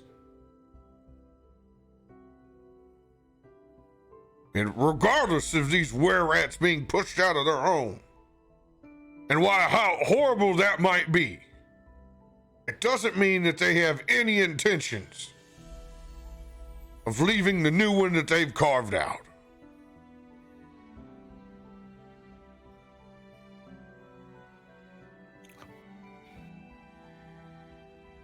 It's a shame. It's a shame it had to be this way. Remember, at the end of the day, Tormund, these people are cursed. And they choose to live that way. Not all lichens are this way. I've met others that have been helpful. They know how to deal with it. Usually live solitary lives trying to figure out how to end their curse. These people are embracing it. Let that be a warning. You won't always have me to heal you. Let's make sure there's none of these little fucking cursed beasties sitting in this cave. That way you can go back to Neverwinter and let them know their mine is safe. Let's clear this place out. Exterminate these vermin. Be done with all of them. Oh. We're gonna get to that. That's right, young blood. Oh yeah, we're gonna get to that. Now we caused a whole fucking fracas up in here.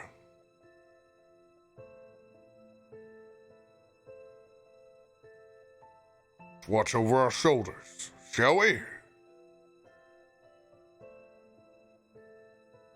No quarter for anything.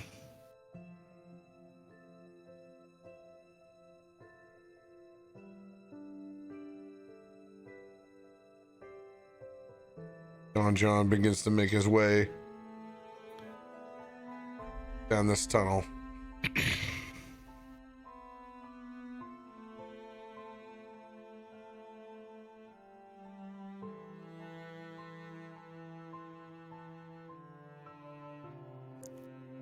Hold up, Don. Before we go any further, we need to take just a little bit of breather. Let me tend to Tormund's wounds here. If you're accepting, we're going to take a short rest.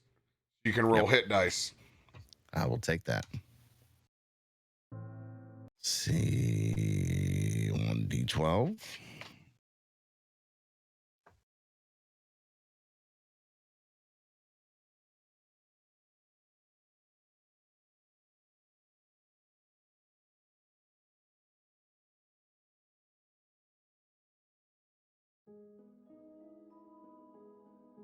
All right, I'm good.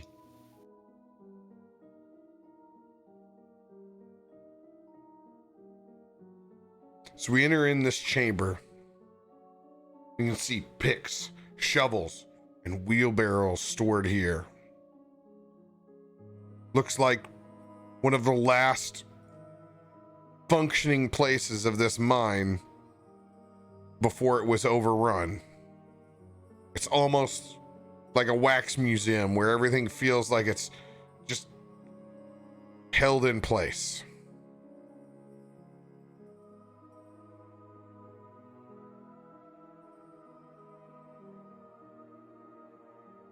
Where you headed, Dirakt? Just looking down here, boy. Same shit. Bunch of wheelbarrows. Still filled with the same ore as it was the day it was abandoned. All right. Let's head down that way then.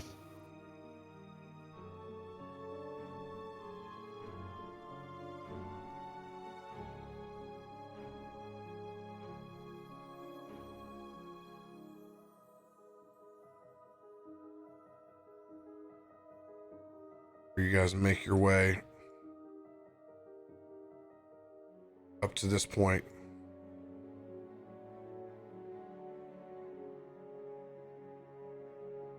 You look back towards that dead end, Tormund, as you pass it. Leaning up against the wall, it's a dead human. A miner.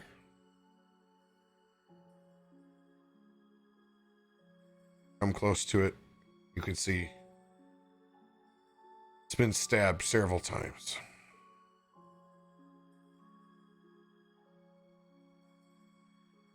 Stabbed or bitten? Stabbed.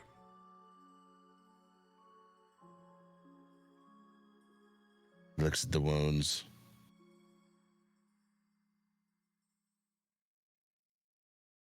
Direct. Those rats have anything to stab someone? They stabbed you with their goddamn daggers? They did. They had daggers. They had weapons and spears. I thought it was all scratching and biting. It was all not. There was scratching and biting, but there was also weapons. Oh, yeah. Never mind. Must have swept through this place and killed everybody. Christ, they haven't fed them to the alphas yet. All right. There's a doorway up here. I'm kicking this sumbitch in. Right behind you, Don John. Get up on out of here! As he slides in, cots. Personal possessions. Look down and you can see a couple of pictures in a frame. Looks like a dwarvish family.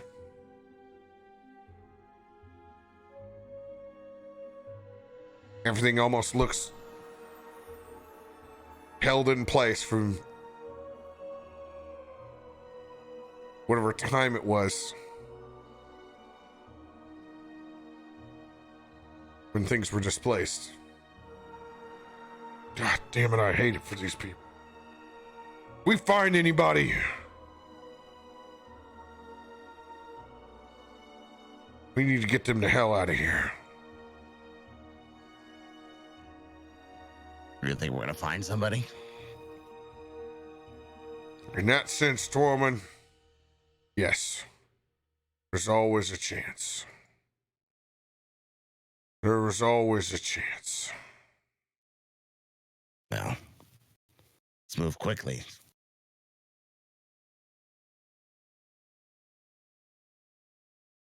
Okay, out in the hallway next to Dirakt.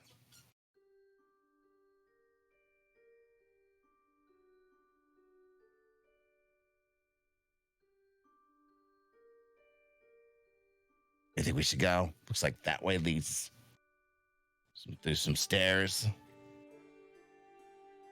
That way's pretty straightforward.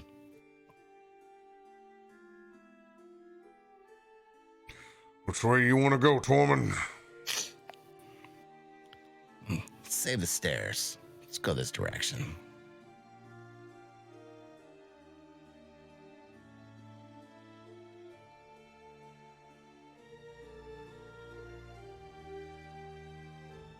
All right. I'll back your ass up, young blood.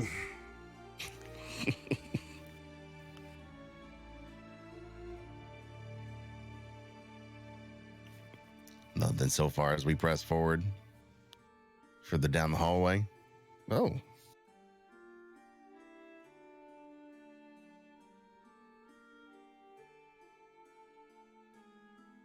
To make your way down, you see a small doorway.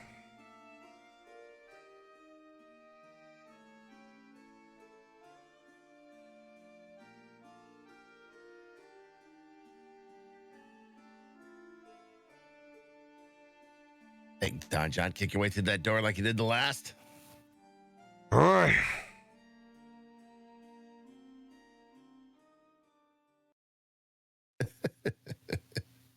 Here goes nothing. Tormund's gonna take the lead. Burst through the door. Ah! Ah! Ah! Ah! As you kick through this door, you catch a handful of dwarves off guard. Ah! What are you, the rescue party? Holy shit. What are you? There's people alive. Aye, there's people alive. We've been held up here. We've been held up here for a long time. And you can tell it looks like a very, very thirsty, hungry, deprived group.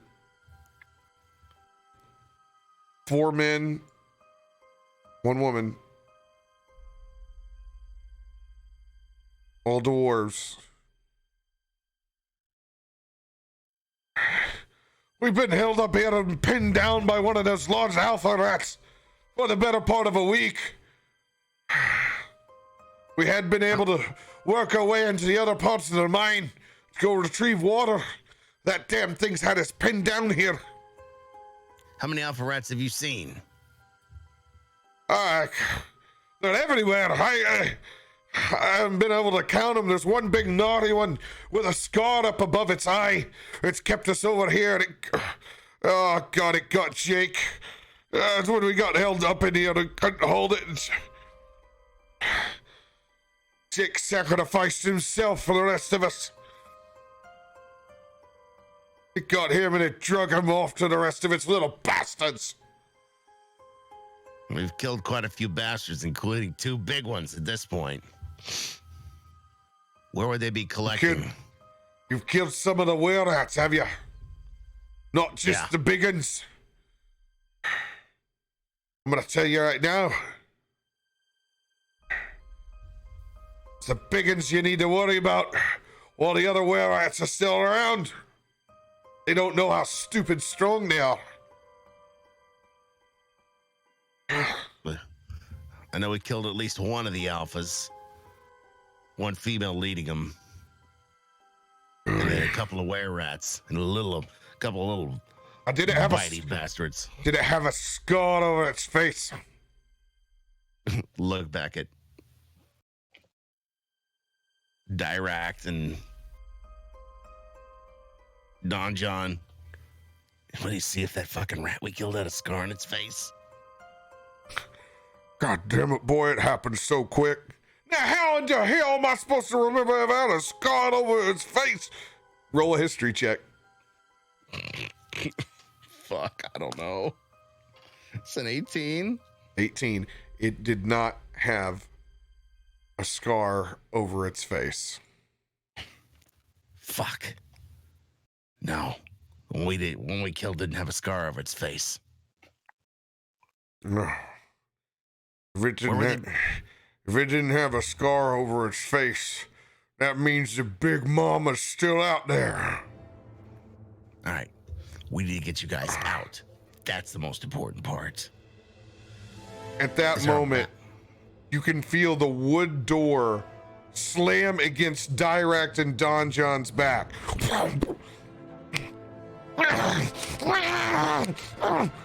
Oh no! That's Big Mama! Race the doors! Race the doors!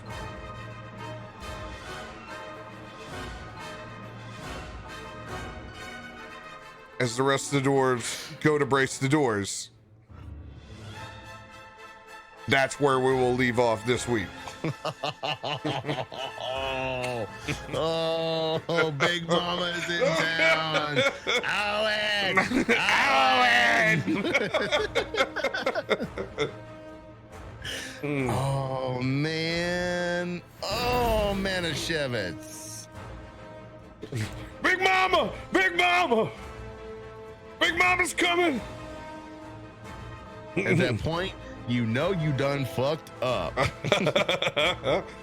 Uh-oh. It seems all the fucking rodents we killed were just centuries and fucking mouthpieces. Big Mama's coming to town now. I'm gonna show you where the wild goose goes. Big Mama got this. That's an amazing gif. Dude, what a great session, man. What a great session. Fuck, dude, come on. How about fucking Tormund getting with the girl of his dreams? And she used him like a fucking piece of trash and then moved on. Who would have thought, man? Who would have thought? Can I get some Barry White, please? Getting the smack laid down on you over at the horseshoe pits. Oh. Another ringer.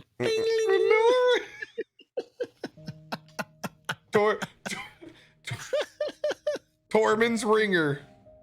Who knows? You know where we are. Tormund's door just make a reprise. We'll see.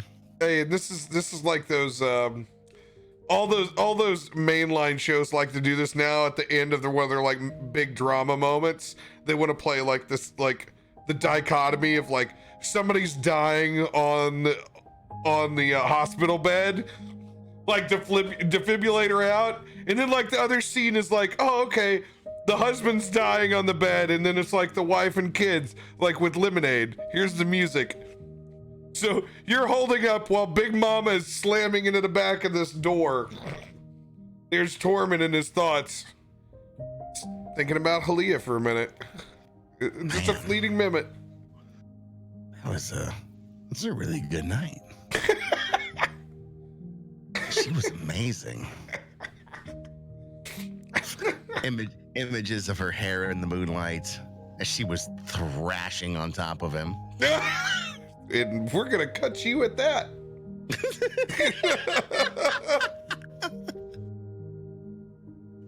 I mean, the music was there. I mean, No, let's go on with it. it wouldn't be an episode if I didn't have to pull the reins on radio. On that note, we will see you all hopefully on Monday. Love y'all.